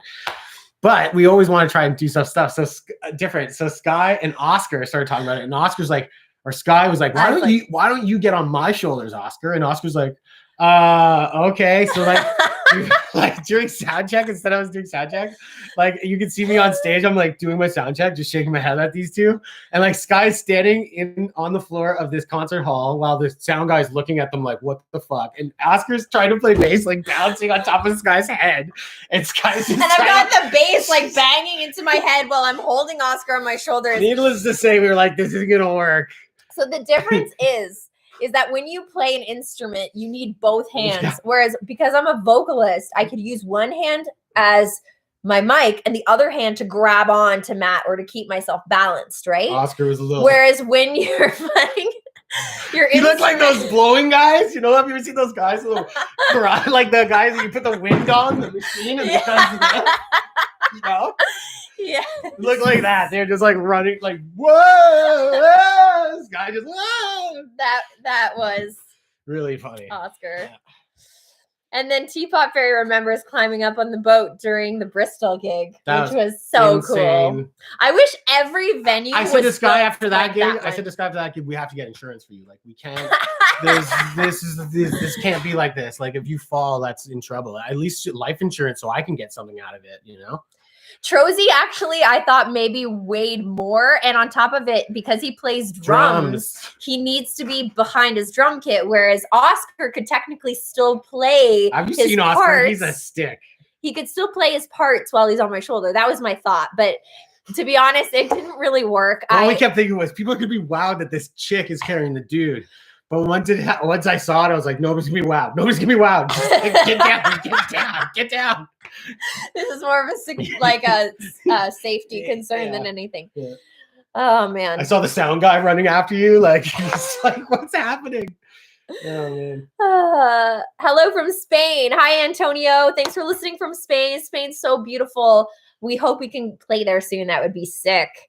Are you planning on recording more covers? Justin's asking. Your sound would bring new fun to life to any song. Well, right now, because we're promoting a record, we feel like we probably won't be releasing any covers for at least until the record's fully realized itself, come out into the world, all this stuff. We don't want to detract from that. I think like right now, like I think that this is probably a good time that if we can get a couple more videos ahead, that I'll probably grab these new Dean guitars that have been sent to me. And I'll probably start slugging out new riffs for new songs as well. But I think a new cover or two would be cool. And if they're strong enough, Napalm will help and push it out for us to help promote anything. So it's not like we shouldn't at least do them. It's like maybe we just won't release them right yet, but you'll still see us do a cover here and there as we keep going. Yeah. The one thing that's cool about this band is it doesn't have to die. If Sky and I don't want to kill each other and can survive together the way we have so far, for all our goods and bads, we still make it through with each other, then we don't really have to die. We just have to keep growing and surviving. And if you guys keep staying with us and helping us grow, then we'll keep trying to make what you guys need made. And if you need covers, and we'll make a couple cool covers. But you gotta tell us which ones. Keep suggesting tell us what songs you would want to hear. Let us know when you're like, oh, this was the one, you know. And don't send me something that like 8 other metal bands or punk bands have done. Like we want to try to find something that I'm like stuff. cool, or you know, even if it's an old school one that hasn't been done for a long time, that's cool. But like right now, the big trend is everybody does the first big thing that comes out, right? The first song that hits right now, whatever song hits tomorrow that's going to be big, there'll be 10,000 covers of that the next day or the next 2 days after it. It's just the trend. And there's only so much I want to follow it till I get sick of that. Yeah. So that's very cool. Runs with Scissors is talking about how they're working with another artist that edits their own videos named the Brianni Faith, I guess, is the act, and Ozzy is the singer. Okay. And they're doing like a cyberpunk city miniature. So that's really fun. Cool. That sounds cool. Really love the creativity there. Have you seen our fighter video? That was a miniature cardboard city. Cardboard city that took us 6 months to Well, do. not so miniature. It's more like mid-size. Yeah, it's not real miniature. It took up a lot of space. It took up a huge amount of space, actually. It was the most insane video. It was this video, Vertigo, is our second most elaborate video ever we did. I heard Sky in an interview today go, yeah, it's the most elaborate video we did. And I just yelled out, even though she's interviewed and I shouldn't. I was like, Fighter! And I remember it because Fighter was the most excruciating video we ever did. That was 6 months. Now tell Flying Pear Tree why we probably would never cover a Ginger song.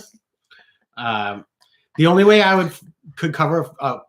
would attack a Ginger song is by doing some kind of jazz style, something that's so far that Sky can try and give her own like lift to like feel that would like they're so untouchable. Like her voice is phenomenal. The band is doing something progressive wise, super cool and unique. They've got their amazing place. So trying to cover it, all I would do is put electronica stuff in it and go in this whole different route so that it would be so far from Ginger that people would just be like, whoa, I can't believe this is a Ginger track because it's so far. But people that liked Ginger would probably hate my cover of Ginger. Right. See, the idea when we do covers is we always think, what can we bring to this that's unique from what has already been done? The only song we ever haven't done that way is BYOB. Yeah. And it was because we did it's same thing. That's a perfect example. We just felt like there's not much you want to do to this. We loved it so much. And the only reason we did it, hands off. We admire you. The only reason we did that song was because live we were doing it. We weren't ever going to record it. And just so many people kept bugging us to do a recorded version of it. We were like, oh, let's just do it.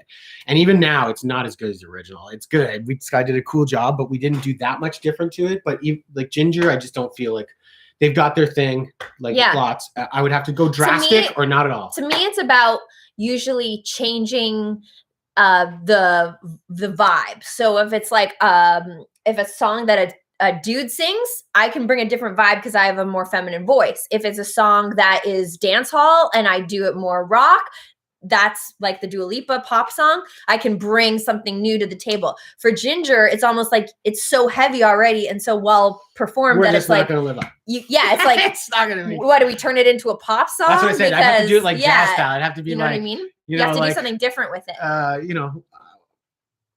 I could literally start thinking one of their songs and just play it like in some kind of complete different vibe so that it's just like, that's the only way I'd do it. Maybe even acoustic, like, what's it, like a calypso vibe. Do some kind of calypso thing to Ginger, and that's how I would do it. So it's acoustic Ginger. Daryl, this is kind of cool. Daryl says he's seeing parts of the UK he normally would have never seen because of us. He traveled to Bridgewater a couple years ago. Loved the place and people and cobblestones as a venue. Yeah, need a Newport gig. Yeah. Well, we'll come back to Newport just to hang with Benji 100%. Yeah, we've never played Newport. We've partied there. Man, did we ever party there one night. That was ridiculous. But one of the best nights of my life. Partying in Newport with Benji. Yeah, Ben just like took us around to a bunch of bars. Everybody knows him. He's like, I think they've given him the key to the city. Do they do that in England? Or he's in Wales. Wales, sorry. But either way, he's pretty well known in his town. So he kind of took us around. It was a lot of fun. Yeah. We were all pretty sick the next day. So, guys, we're coming up on an hour and 30 minutes. Do you remember we did the acoustic version of Wonderwall? Oh, Andy was playing guitar. Our old drummer was doing. Yeah. Like, no, there was somebody else who was playing acoustic guitar. And he just like took it from Andy just took it from him and starts playing Wonderwall. And Benj loves it. Benj starts yelling out songs to Andy. And the kid leaves the guitar with Andy. And Andy just starts playing all these songs that Benj wants. And everybody in the little room. I remember specifically all these songs with him. That Scott and I just sat back going, look at Andy right now. He's like the star of the party. Yeah. And I remember specifically going to the bar and grabbing shots for like everyone in there, like that we were hanging out with. I'm like, I'm gonna bring them up, and everyone was hanging upstairs, so I had to go down from the bar and walk up like 2 flights of stairs to get to where everyone was hanging out on this like rooftop patio.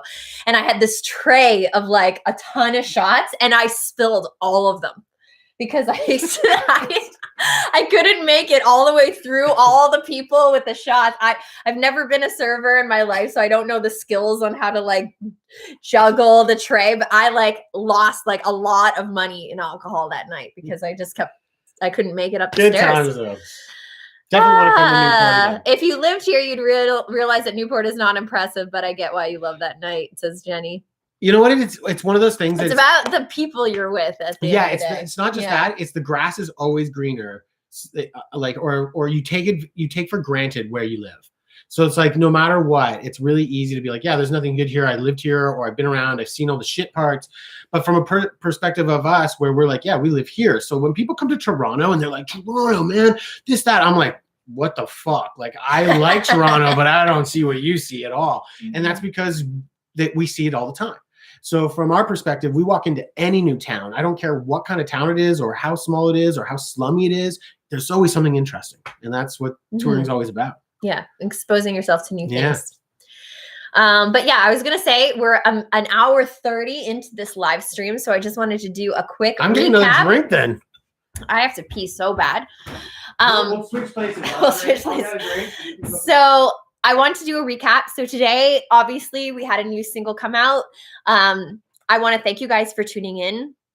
A lot of you have been here for the whole time, but if you're new and you're just kind of transient coming in, peeking a little bit what's going on, coming out, we have a new single out, Vertigo. It's on Napalm Records. So if you want to see the video, you have to go over to Napalm Records YouTube channel and check that out. Should be easy to Google. And we want you guys to check the video. And I'm actually going to do my due diligence and post a link in the chat so we can make sure everyone's seen the video.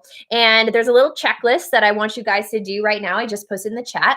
I want you to comment on the video if you haven't already. Please. You have to say please. You're a little too powerful for me. Like I'd be like, who's this chick telling me I need you to do this? Sorry. You're like, so let me I can see your business. My business side. Sky, when she gets into her business, she's like, well, I'm like, dude. Like, okay. Sorry. I'm not boss mode. Okay, go. It would mean so much to us. It would mean so much to us. It would, though. If you go over to the video and leave a comment or a like, help feed the algorithm. YouTube sucks because don't say that. They're the one hosting it. Damn it! What are you doing? I was just gonna say. I actually meant to say Facebook sucks, but it came out YouTube because when I tried to share this video onto Facebook on a page, it literally gave me a disclaimer saying we no longer support this because Facebook doesn't want you sharing YouTube videos on their platform. They want you to use Facebook video. That's because YouTube and Facebook is not the same company. So we have to break the algorithm. I hate Mark Zuckerberg. There's not too many people. I hate Mark Zuckerberg.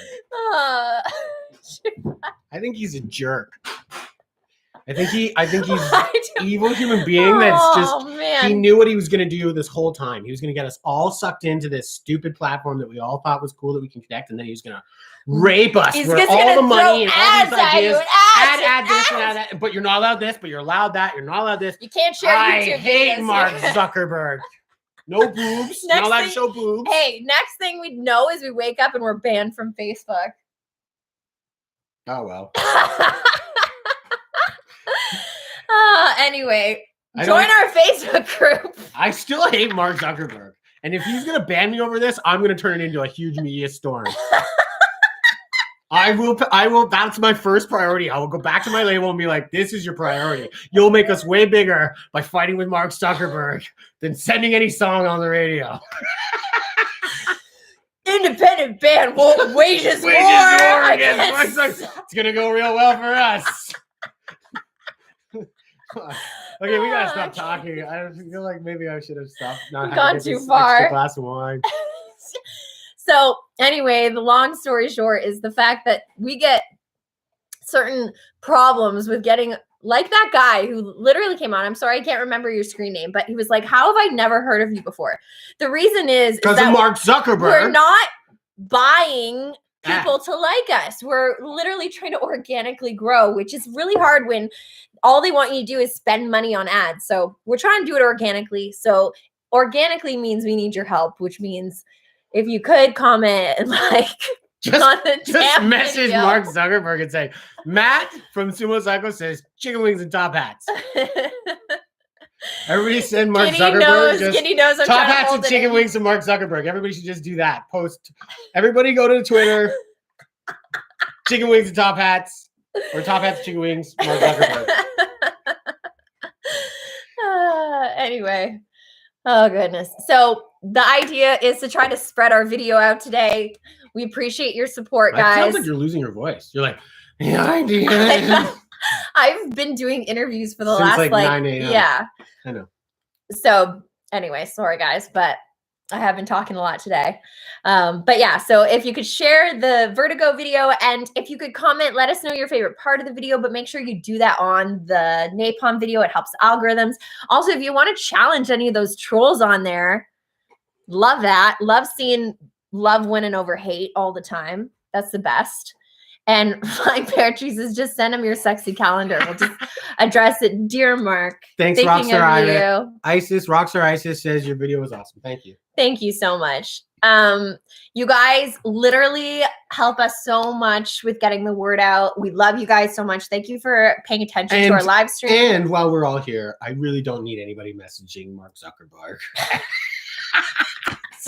I mean, it's really not the first priority. I'd rather just push the band. Yeah.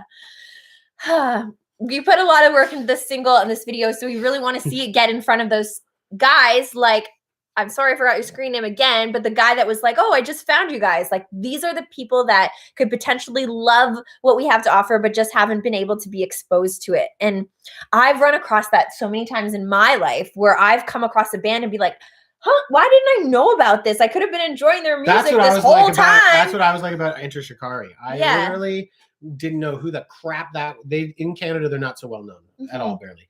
America, I'm sure they've got some play, but they definitely are European based.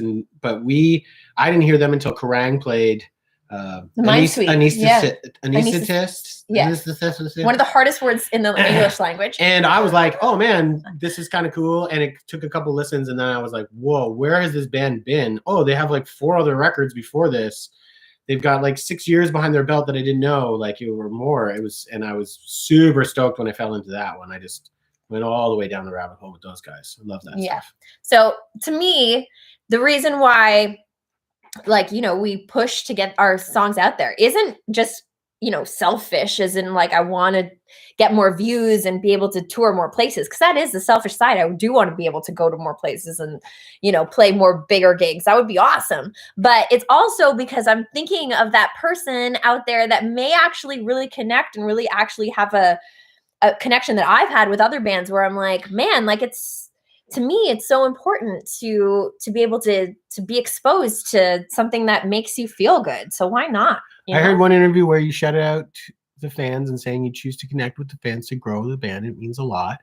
It would be weird if you stopped connecting to us. Well, it would be. Why are you even saying that? Have we stopped right now? I'm sitting right here. I spent an hour and a half connecting with you. What do you guys want? You want blood?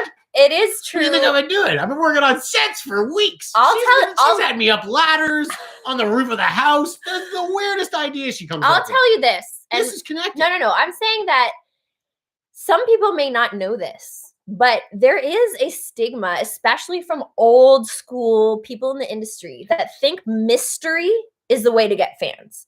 They think that looking like a bigger band than you are, buying a bigger tour bus to just look impressive, getting a bigger stage show, even when you can't afford it, to look impressive, or to buy numbers on YouTube to try to look like you have more views than you actually do. Some people subscribe to that way of building hype. I don't. I think that's just lying to people and like using like a mirror. We made that decision when we knew you could.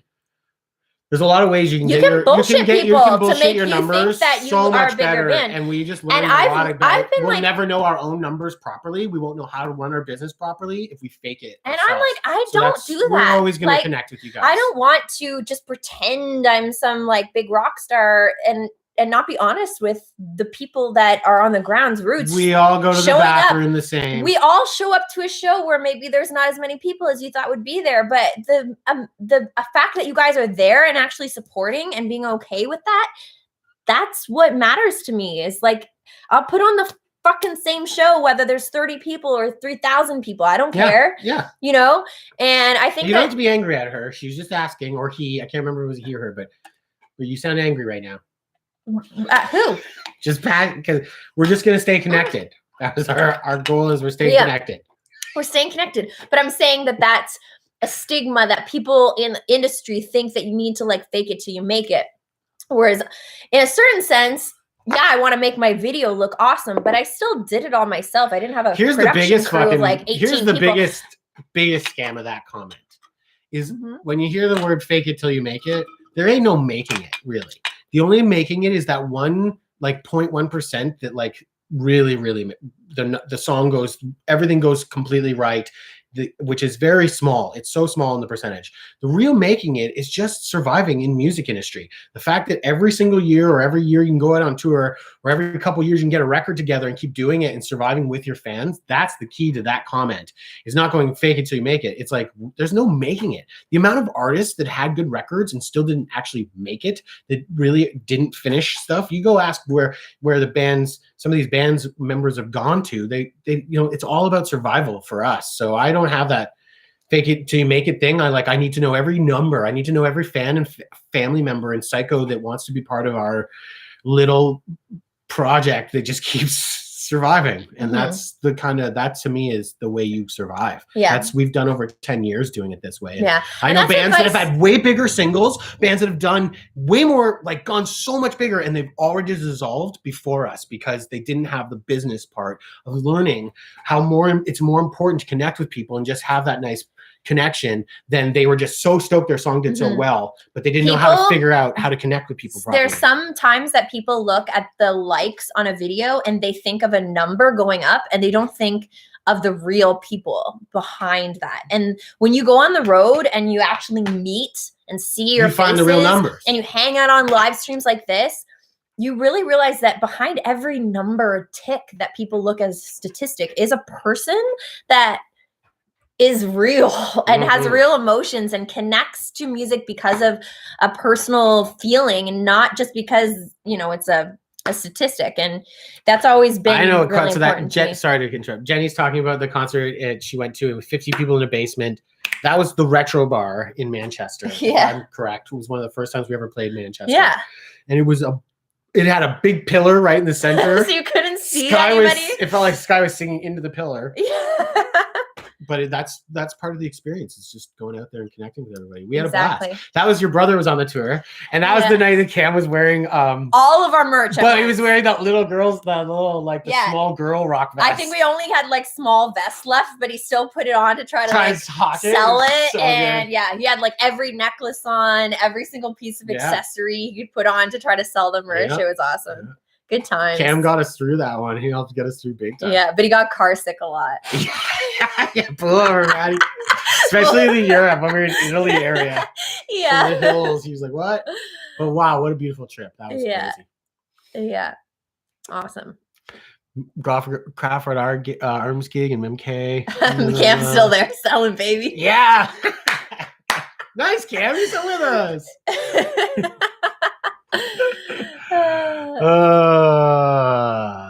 Berto, thank you so much. I'm glad you connected with us. Thankful. That's what I meant by the comment. Yeah. As a painter, making our world exactly how I describe it. Only 1% get huge mainstream success. The rest of us making it by continuing to make your art year after year. Exactly. Yeah, 100%. Yeah, I get bent when I see somebody like put in the worst is this I think it's I'm okay with like all these new companies. Maybe some of the American companies are jumping on like the articles because of being with Napalm. They're like, Scott Sweet, a new metal band. And I'm like, I get it. I understand they really didn't hear about us. And they're like, this is a good PowerPoint like to sell the thing. But I don't actually take offense to that at all. I'm just like, yeah, cool. They're just getting it out there. That's fine. But there's a side of me that goes without the diehards, like we wouldn't even meet any of these new people that's going on. We wouldn't even got to this step. So when somebody says, it would be weird if we won't connect.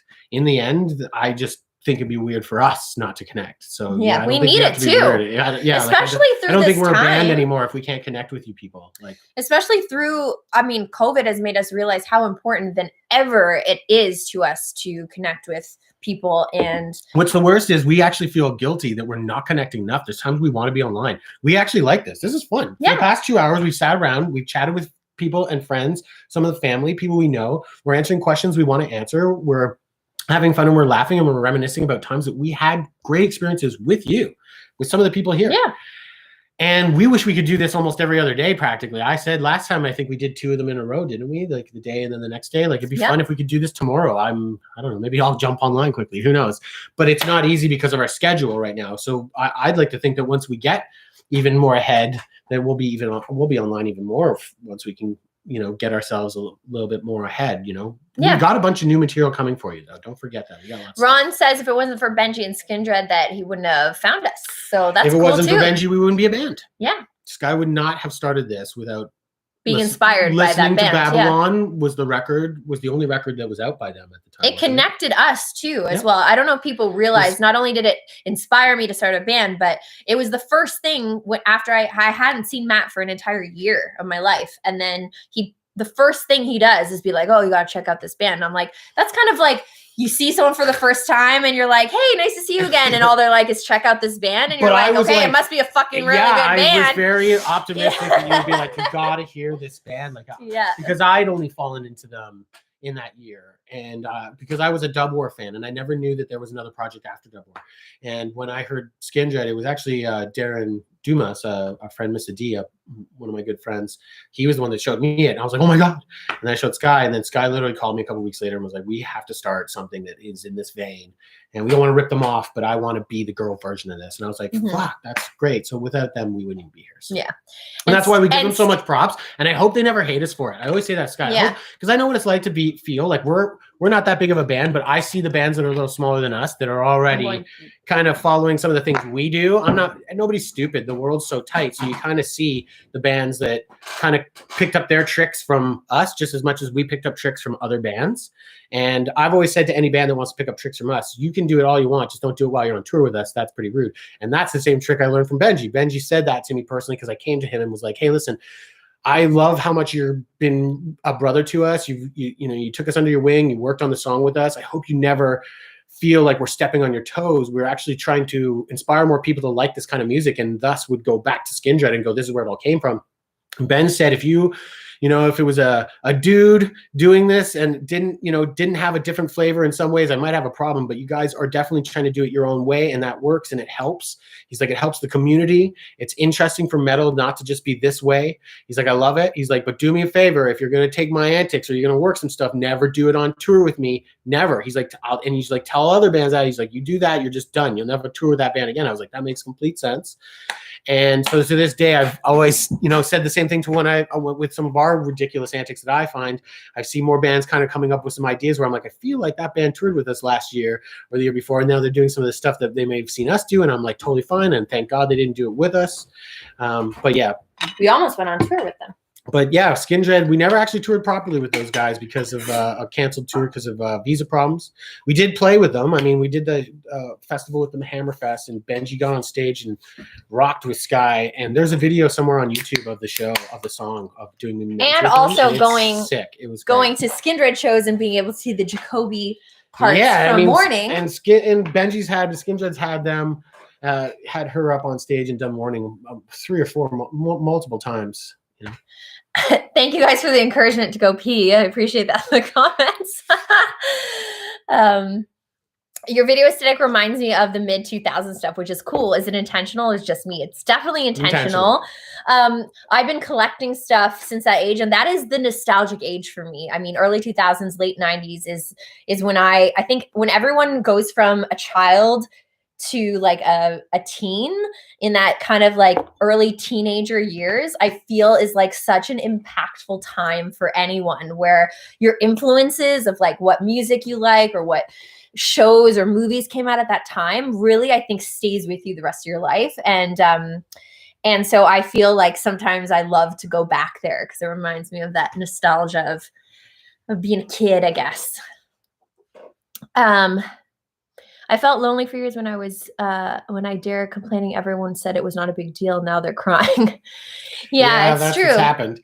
But People I mean, are starting to realize what it's like to feel loneliness. I'm one of those people. I'll be honest. I'm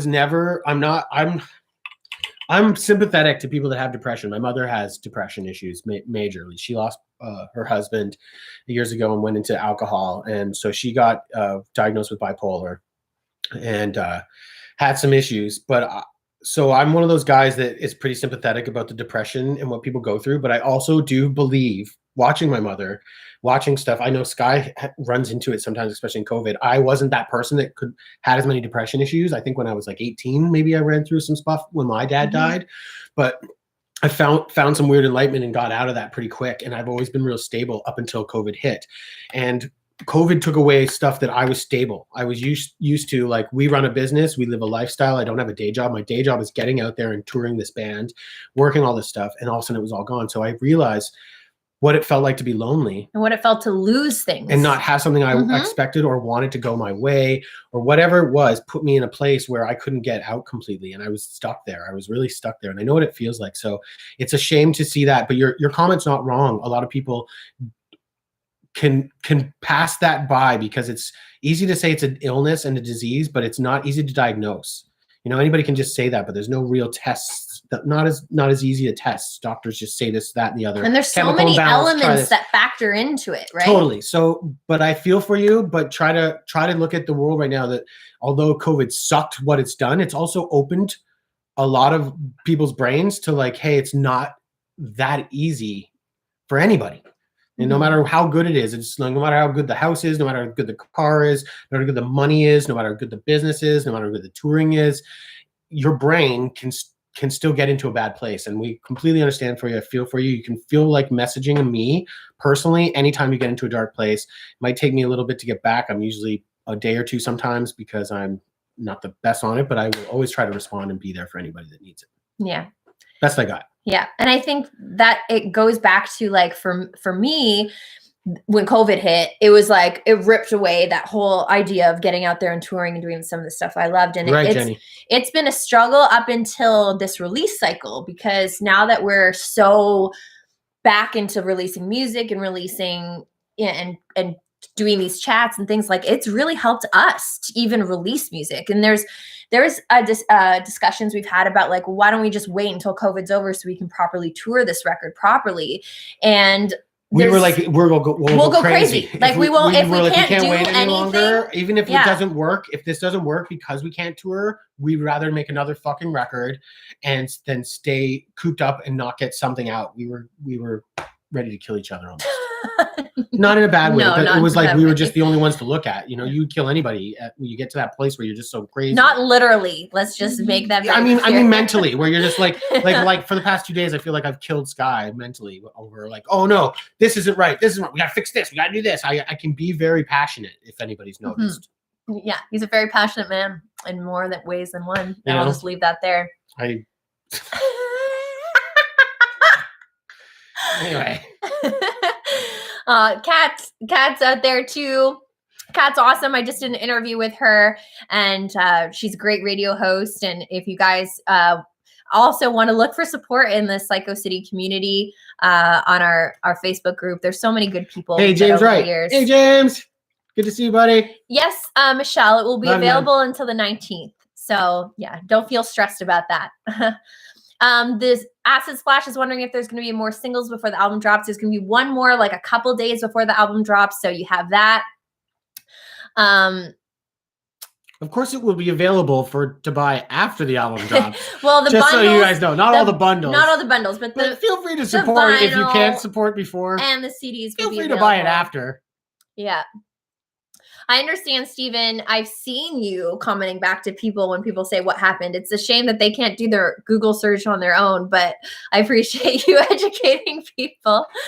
What happened to Sky Sweetenham? Yeah. I think one of the best parts is if you Google it, I don't know if they've changed it. At one point it just says Sky's dead. The Sky Sweetenham was dead, and that was really funny. I think it was me that discovered it. It was like a couple of months ago or a year ago. I was like, Sky, this says you're dead. We were like, what? So there's something going on there. That was kind of funny. There will still be videos after release. Yes.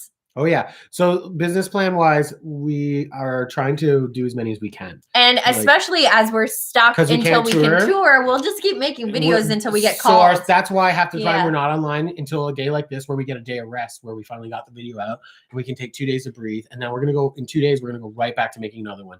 That'll drop just before the album. And then literally a month after, maybe a month and a half, maybe we can push the label to give us a month and a half. Yeah. We'll put another one out, probably 2, and maybe even 3. Through the summer we'll be working on them. Yeah, I know there's 2 songs especially I want music videos for that I don't, whether Napalm cares or wants them or not. I expect to make them. Stay here. I'm going to show everyone something. Stay here. Where do you think they're going to go? It's a computer. Stay here. Don't leave. Like the computer's going to. Anyway, what do we got here? What would be doing as soon as it hadn't formed? Still pop. Would Sky still been doing pop? In the mail. If Sky hadn't formed, I mean, the question is to you, but if Sky hadn't formed the Sumo, she would still be doing some form of music. She was already invited to do other projects before she did this. This is actually like a good and bad thing. I don't bring this up much, but like the truth is that the band, The Interrupters, if anybody knows The Interrupters right now, that's doing really well. They have some good songs out there and we like it. But if you ever listen closely, it sounds a lot like Ghosts and Into Action, which is Rancid, which was Tim Rancid from Tim Armstrong, who wrote those songs with Sky. And when he did, he actually offered Sky to start a band where he wanted her to do what the Interrupters are doing, which is a ska revival thing with her leading it. And he wanted to write the songs and record it himself, which is what he did with the Interrupters. And I'm not dissing them. It's awesome. I'm sure they were around before. Maybe he didn't make it, but it's definitely, the reason he fell in love with that project, and you can hear it, it was already a bit of an influence. He'd already done it with Sky. There's been so many opportunities like that. I mean, my A&R guy from Capitol asked me to be in another band. I don't know what that band ended up turning into, but there was so many opportunities. I mean, with the whole like Capitol thing, like the reason why I didn't keep doing pop music is because the label got reorganized and new people came in and they had new visions for where they wanted the label to go. He even had a band name for her. It was Sky Sweetenham and the Rockets, or no, what was it? He had a band name where he was like, yeah, you could call it this, remember? And the Psychos. No. This was before Sumo Cyco, when he was trying to talk you into being like a ska artist. He had it. He had his own. Like, you remember me telling you that? Because I don't remember that. Yeah, I remember. I don't remember the band name. I remember having the conversation with him because we went and saw them live, and you were performing with them. You were doing Into Action with Rancid, and I was standing backstage with Tim Armstrong, and he was like, "Yeah, it'd be so good, Sky. You should just do a band like this, and you could call it like this." And then you started bringing up the Sumo Cyco, and he's like, "Yeah, you got Sumo Cyco," and that's when the talk was about the back band of the jacket name and yeah. I was so in my own world. Sky Sweetenham and the Rockets or something. He was like thinking very 50s pop, like ska, dance, beach style, which is really what those bands do, right? And you were crazy because I was like, man, like I can't believe you're not going to do it. And Sky was like, well, I'm not like a ska, like straight up ska artist. She's like, that's what he wants. And she was like, I really want to do all this other stuff. So I don't know if it'd be pop completely, but Sky would always be doing something. I mean, this project will always keep going because we don't have to die unless like we get sick of each other. But like I would be absolutely. I would blown love away. to tour with them. That's for sure. I'd be blown Rob. away. Oh yeah, and just let me be. We don't know legit. their story. I don't know their story. Like I said, they No. could have been a band before. I'm saying that it's legitimately though the same idea, right? So I'm not saying that it was formed because of her, but I'm sure Tim saw it and was like, oh, this is what I was trying to create with Sky. Maybe he didn't create them, but he definitely saw it right away, and it's you can hear it in the songwriting. It's very similar in some ways. But one thing I thought was amazing that was she was just like, I'm going to go out and still try something different. So I could see Sky. I've talked to Sky a bunch of times about a solo record again, where I'm like, you could still drop a solo record anytime you want. We're free of all the labels now, and we can't with Napalm. We got to do our due diligence, but it's still something that Sky could just go ahead One and day do down the line. in between the Sumo records just to get out there. I don't see why not. But right now, all I care about is this. I actually want to do it too. Oh yeah, this. So if you guys have I thought you told me we weren't showing this right away. I'm just doing a little preview. This is our album book. And this is, you can buy in any of our bundles on our website, but it just came in from the printer, so I'm so excited. And it has the CD in the back, so you can listen to the CD. And it also has all this awesome art that Francesca and I worked on together. I won't give away all of it, but a couple of the photos you've probably seen, like this one, which has the lyrics, and it's like full page stuff, beautiful. And the record's in the back. Yeah, I showed them the record. Wow, and then it's got original band photos that have never been seen. It has stories about the gangs and a little bit of information there. So when you get the album book, it's like, I feel like it's such a piece of collector's, like, you get the beautiful art big and you get to see all the photos. And I just think, to me, I'd rather have something like this than a CD, because you get to look at the photos so much larger. And just, I love photography and I love the art. So Francesca Ludicar. Thanks to Fran for helping me create this, and to you guys for pre-ordering your bundles, so you get your copy of the book in the mail. It does look nice big. It looks nice. The record cover looks nice big. It'll look even bigger on vinyl. Yeah. It's gonna be cool. Yeah. I'm very happy with how it turned out. Imagine I just all the lyrics are in there. Yes, Leaf. Yeah. Somebody's named Leaf? Yeah. That's cool. What are your favorite songs from the album? Bernice is wondering. I have one of my favorites is a sleeper. It was my least favorite when Sky wrote the chorus. I fucking hated the chorus. I can't wait to hear what song this is. No, seriously. And it's become like my go-to record song when I go to listen to the record, because I'm like, I like all the songs. Bystander is one of the most tops. That was probably my second, but right now my first is a song called Cyclone. And it's been like that for some reason. It was one of those songs, like I said, I put together, and I really like the instrumental. It's pretty chaotic. It's my kind of chaos that I like. But I love the verses. I love the pre-chorus. I love the chorus. But the chorus I hated when Sky first did. I was like, man, this is just so pop. It's so irritating pop. But then it's so rock as well. And I was like, and there's this dance hall thing going on. And then every day I was waking up singing that chorus. And it's weird because it's not technically a single because it's so chaotic musically. But I think it's a catchy song on the record, chorus-wise. But and I hated it at first. I was like, but now I think it's just such an awesome song. It's so interesting because Matt and I just have so much different taste, and the things I love about the song aren't the same things he loves about the song. So like for me, my favorite song is Bad News, which is going to be the next single after Vertigo. I like that song too. I just love write it, so I'm involved. There's just so much lyrics I jam-packed into that song, and I think that's one of my favorite things is to try to put the only problem with that as song is possible. that I thought about literally today was that we swear in it and we didn't do a clean version. We never did a clean version. We were already screwed for radio. So we're only going to get so much traction. So that's why you guys need to help us push Vertigo, because it doesn't have swearing in it, so it can still be played on the radio. I could probably still do a clean version for the video.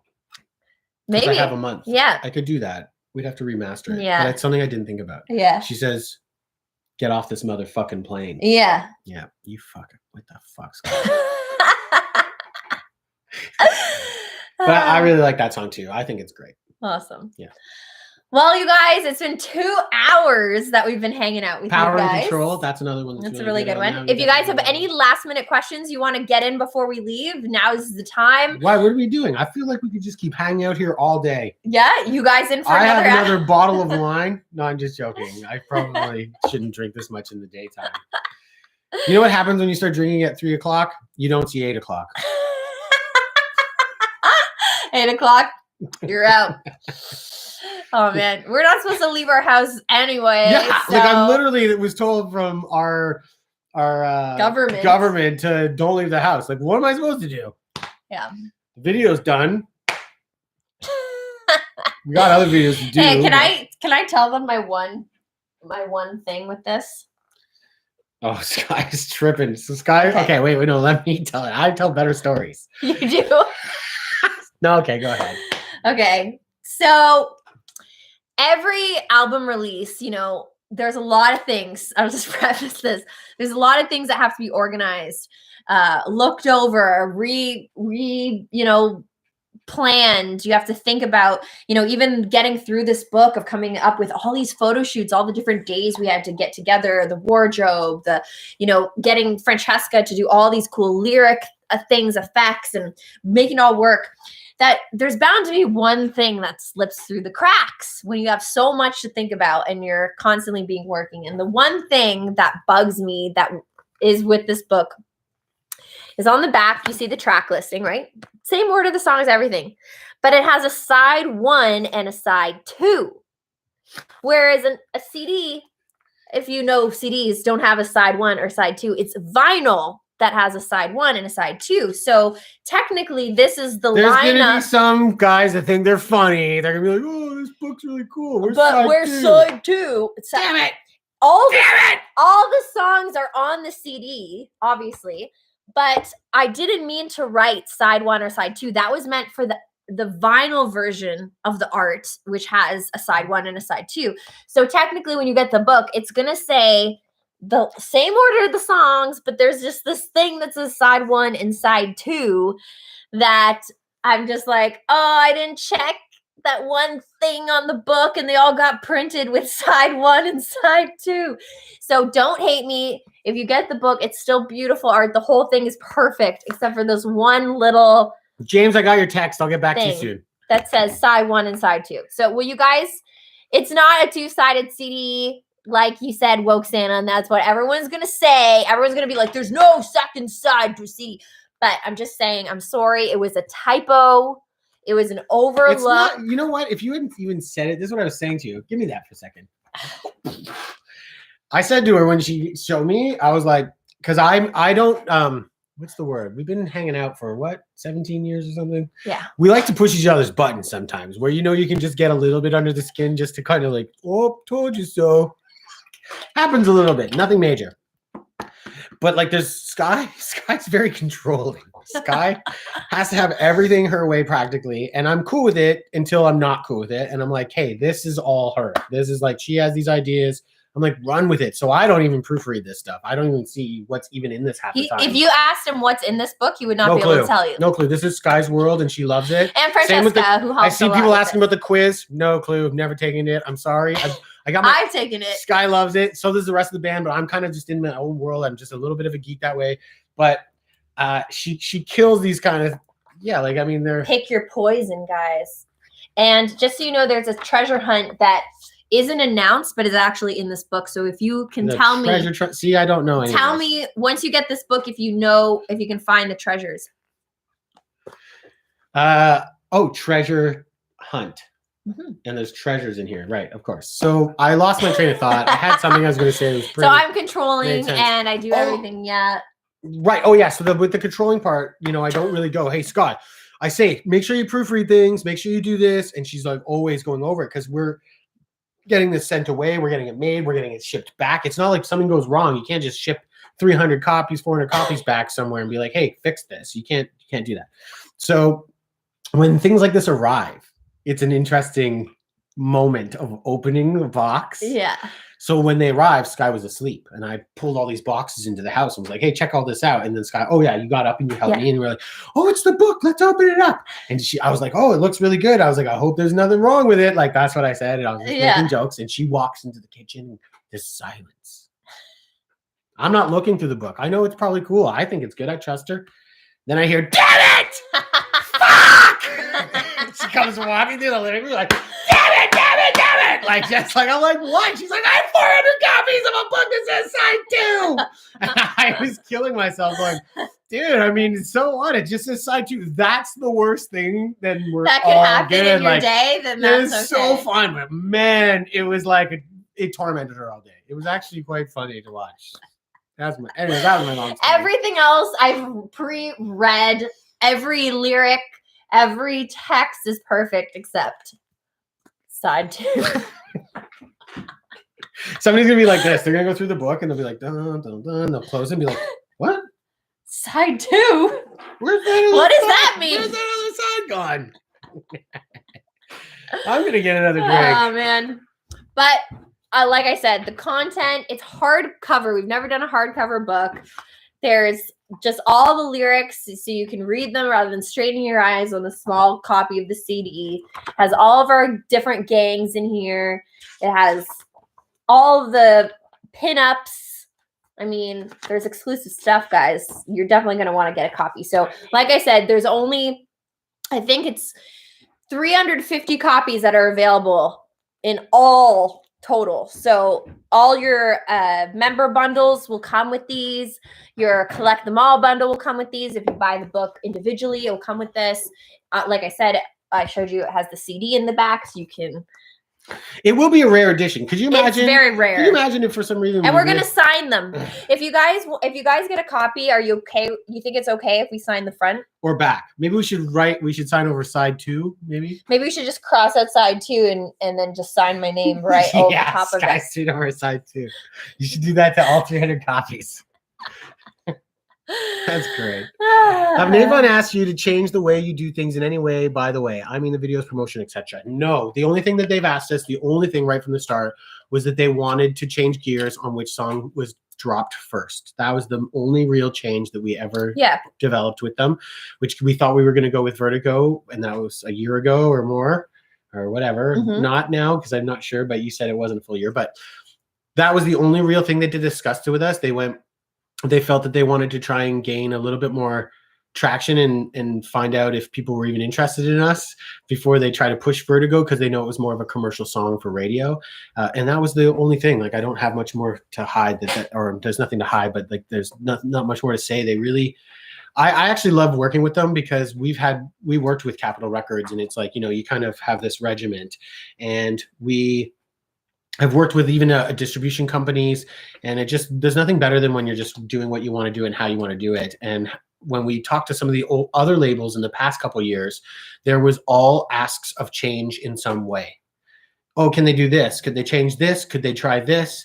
And it was just not even, it just, especially her. Oh, man, it's crazy how I'm not the one. Everybody thinks I'm the punk rock guy that's like not fucking changing half the time, but it's this girl half the time that's like, nope, I don't want to do it like that. We had people asking us to change the band name in labels. We've had a bunch of different, nope, I'm in, Sky's doing it. It's like, unless somebody legally comes after us, this is how it goes. So Napalm was the real one that we'd had more than one discussion with. They came to us before a couple years ago when they saw us with the Birthday Massacre. Then they came to us again when they saw with Ginger, and they literally just said, we just want you to do what you do, and we just want to try and reach way more people for you. And we were pretty much in with that. So besides from them just asking us to change which song we released first, that was about it.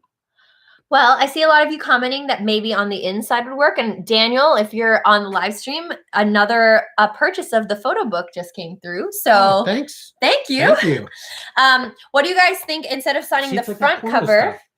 It is. What do you think instead of the front cover is an option? The inside's kind of cluttered, but maybe if we did this page, is that the best? That's definitely the page. That's the page. Yeah. We do the front inside page where we'll do the signatures of all 4 of us. And then you have the cover is still like just intact. Its art.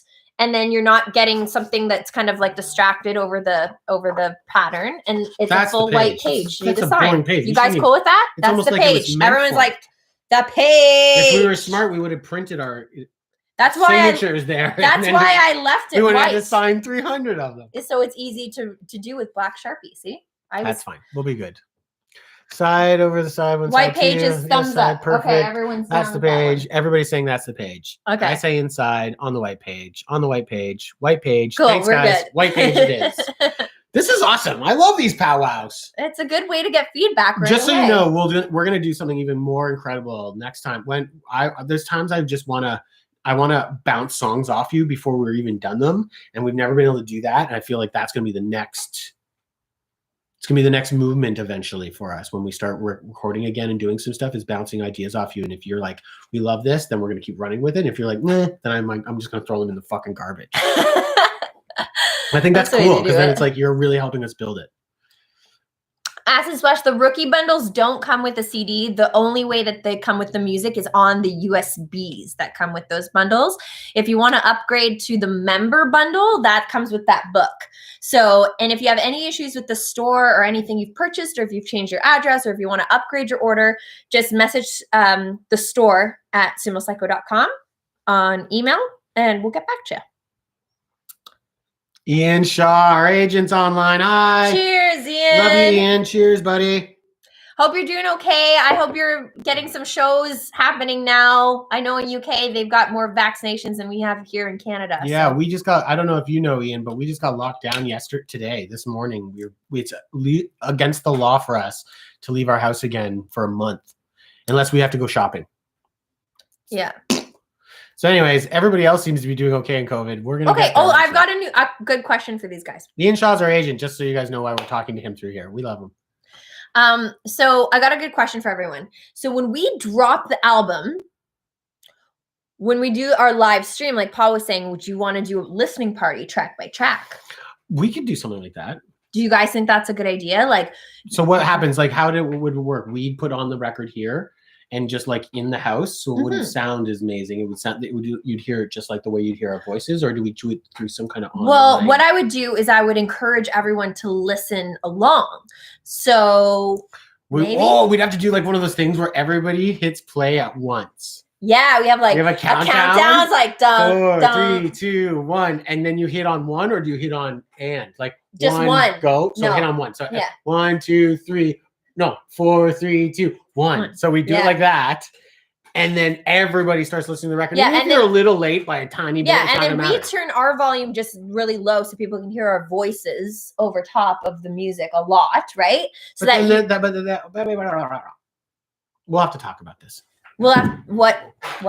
Well, I want them to be able to hear it if they're listening. Well, they'll be listening, but then they'll have. How are they going to hear us talking? They can have their own mix of how loud their CD or record is playing versus how volume their computer or phone is. Right. Okay. They get to decide. All right. I don't know. Or should you be listening? What if we did like a one? What if we did? You guys have to throw me suggestions on that one. That one I'll have to make some inquiries, because if there's a way we can do it where it's like we got some mics and everybody's getting the same feed so that we're playing it and they can hear it and we stop it when we want, that's the way it should be. Yeah. Yeah.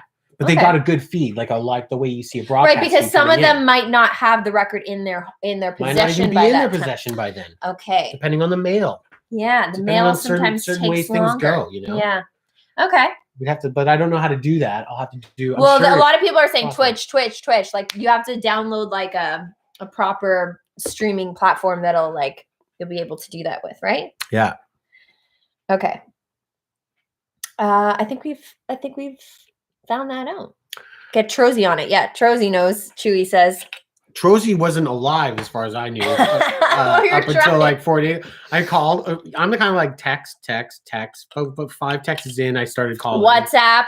Yeah. Other phone number from Europe is using this. And then Trozy just like writes message back. Hey, sorry, man, I was away for the week. I was like, what? Like just it's like I had no reception. I'm like, oh, I thought you were dead, man. Like he's an enigma a bit. I love him. The American Scream is obsessed with my beauty mark. I've seen like 8 comments about it. What do you guys think about her? I was actually I thought it was so rude. Somebody said you should remove that mark on your face on YouTube. And I was like, What a rude Okay. person. Like why not just diss our music? Why do you want to be mean to somebody? Oh yeah, So, this is so cool. This is so the weird. weirdest Coma, shit in the come here. world. Come here, Coma. So Coma, we've had our dog for, how old are you? She's 14? almost 12 now. Come here, baby. 12. Sorry, overshot that. So we've had our dog for years, and it's only been in the last. It's only been in the last year that she started to develop a little mole on the side of her nose. It's like the same side. It's the exact place that I have mine, but on her, right there. See that little white mark? You can kind of see it, but it's only showed up there in the last year. And I feel like it's because we become so close in COVID that she's now becoming me. Like, they've bonded so much, they're growing the same body parts. Yeah. But my grandmother on my dad's side has the exact same mole in the exact same spot as well. So it is a genetic thing. I like your mole. It is kind of crazy. And my grandmother, bless her heart, back in the day was Miss Northern Ontario. Really? Yeah. I didn't know that. Miss Northern Ontario. Could Matt deal with two skies in the house? I don't know. I could think of some good things about two skies in the house. That'd be pretty wild. Yeah, we need to get Coma on some merch. Oh yeah, just do the dog? That's strange. I've never thought about that. I've never ever thought about using the dog. But I mean, she's part of the team. She's always at the video shoots. She's always during this, like at the warehouse that we use, there's like this muddy corners. It's like she would disappear and we'd be filming and we'd forget that she's even there. And then I'd be like walking around and then, oh, there's the dog just hiding in the mud. She's just laying in the mud behind the set right there. I love how she just went right back to the spot she was lying before. She's like, okay, I came for my parents. Now I got to go back to where I was. Yeah, she's a good dog. Who watches Coma when you're on tour? We are very, very lucky that we have some amazing neighbors. And we have a great community of people that live near us that support us as musicians. Actually, today, our neighbor, we looked outside and their daughter came out wearing a Sumo Cyco hoodie. Yeah, our neighbor right across the street to the right of us. I should have grabbed my phone up because she's visiting. She doesn't live there. She's their daughter. So she was just visiting with her family, but she's got one of the surgery one, which is one of my favorite hoodies, but she's supporting. And yeah, it's our neighbors across the road this way, who his name's Wayne and Kelly King. They supplied most of the props for tons of the props. He's an electrician, and when we first started here, I had no day job, and the band wasn't running the way we were touring. I just needed to work, and he hooked me up with lots of work. He still does. If we ever get into a jam where we're tight and I need to make cash, I can go over there and still get work from him. He's a really good guy. But I mean, we've been okay so far. We're surviving because we're working hard, but he's been behind us. And yeah, they have a couple dogs too. And so it's been really, we've been here for a lot of years. So they've become family to us. So they take the dogs, and when they're away, sometimes they'll ask us to take care of their dogs. And they have a pool and jacuzzi. So we steal that. We take advantage of that sometimes. We sometimes go over there even when they're not even... They're like, while we're not home, go over and like party in the pool. Especially the winter when I was like, oh, can I use your hot tub? And I'm like, I'm standing in the winter. I was like, oh, I'm in this hot tub. It's really fun. Aaron, I don't know if you're on the live stream, but thank you, Aaron. Just another purchase of the hardcover book. So if you're out there, thank you. We should get Coma in some videos. I think I have her in behind the scenes videos, but you're right. It would probably be nostalgic for me to like put her in one more video because she's already 12. I don't know how much longer she's going to make it. I'm hoping that this summer we're going to try and give her the best summer ever. We've been trying because of COVID. That's the one thing that COVID has been amazing is we've gotten to bond with the dog.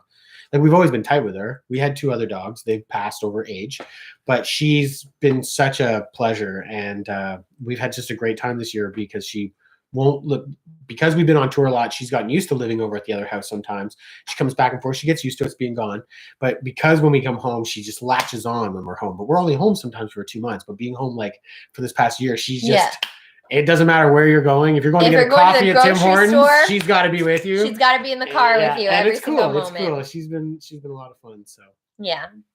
Have you done any European tours? I kick myself in the ass every time I see your new video because I knew about you before. I tried to see you live before this whole COVID thing. We've done some European tours. Done some good European tours. Yeah, so we've been on tours with Butcher Babies, Denmark, Germany, you name it. We've been through Finland. I saw someone mention Finland, I think. Was it Finland or Butcher Babies you ran through Europe with? Norway we went to once. Fozzy and Nonpoint we ran through Europe with. Head PE we ran through Europe with. did UK with CKY. Yeah, of course. I don't even think of when I say Europe. I almost just like UK is UK like because of Brexit. I think of UK as like our home almost. So it's Uh-huh. like I don't think of it as a European tour. I think we've done UK. I don't know how many times now, probably 10 times or something like that. We've probably toured there, maybe even And then more. we did a few of those random shows. Remember when we played with Propane? Yeah. And right before the that's Sweden. No, that's Switzerland. Yeah. Switzerland. But with the other shows we did were just like individual shows we did in Germany. Yeah.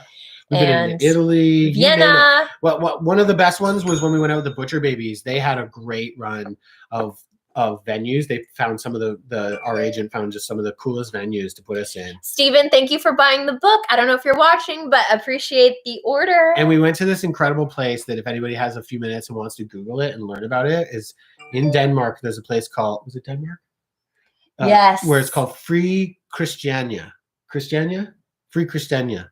And that is remarkable and interesting, and it's worth a Google to read about it because it's like a community of their own way of life within. That's not policed. Yeah, it's within. Very strange. Is it in Copenhagen? Yeah, it's like I think it's right in the middle of Copenhagen or in Denmark. But it's like an old fort that's what was wide and big, and a bunch of like hippies and out left or I don't know, just odd people. It's artists. Called like an anarchist state. It's called a free state, an anarchist free state where there's no laws there technically. It's very Freetown Christiania. And we played in this place called the Le Pan or whatever, but we walked around there and so it's like in the middle of Denmark, and it's an anarchist commune and partially autonomous intentional community. It was the craziest experience playing there. Yeah, it was very It was insane. It was like I transported to an alternate dimension. And like they had no laws. People were smoking drugs everywhere. They had a riot there moments before we arrived. Yeah, like 5 hours before a raid. And it was crazy. Yeah. And we played at this place called Lopin, which is like another word for like tick. Yeah, it's like a big And they have this logo of like this crazy tick. And everybody smokes weed. Like everybody just smokes weed like they would a cigarette, where it's like we were just like sound checking. The sound guys are all got like just tubes hanging out their mouth while they're working.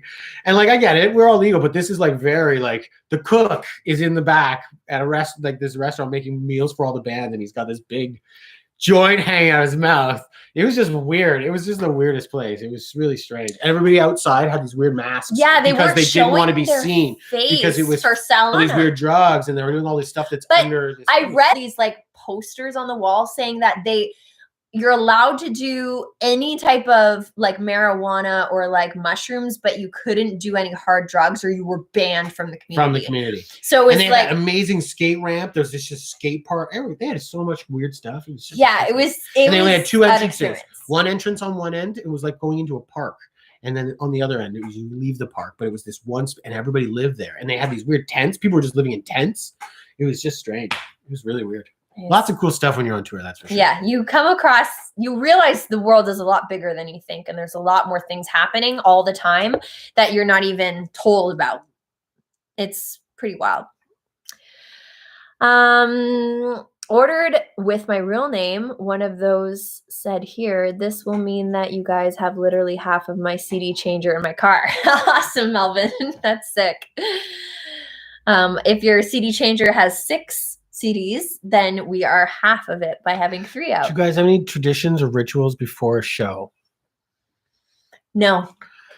we don't like we got other than like me grabbing a vodka soda and I have 3 beers. Having 3 beers, like it's your magic number. It's my magic number. I have 3 beers within 1 hour before I go on, and I slug them back, and it makes me not think about the little things that you can scrutinize over, like little mistakes or anything. It makes me be free a little bit of just enjoying myself. I don't like being drunk when I play. It happens, but I don't want it to be. But my little ritual is I usually have about 2-3 beers just before I walk on.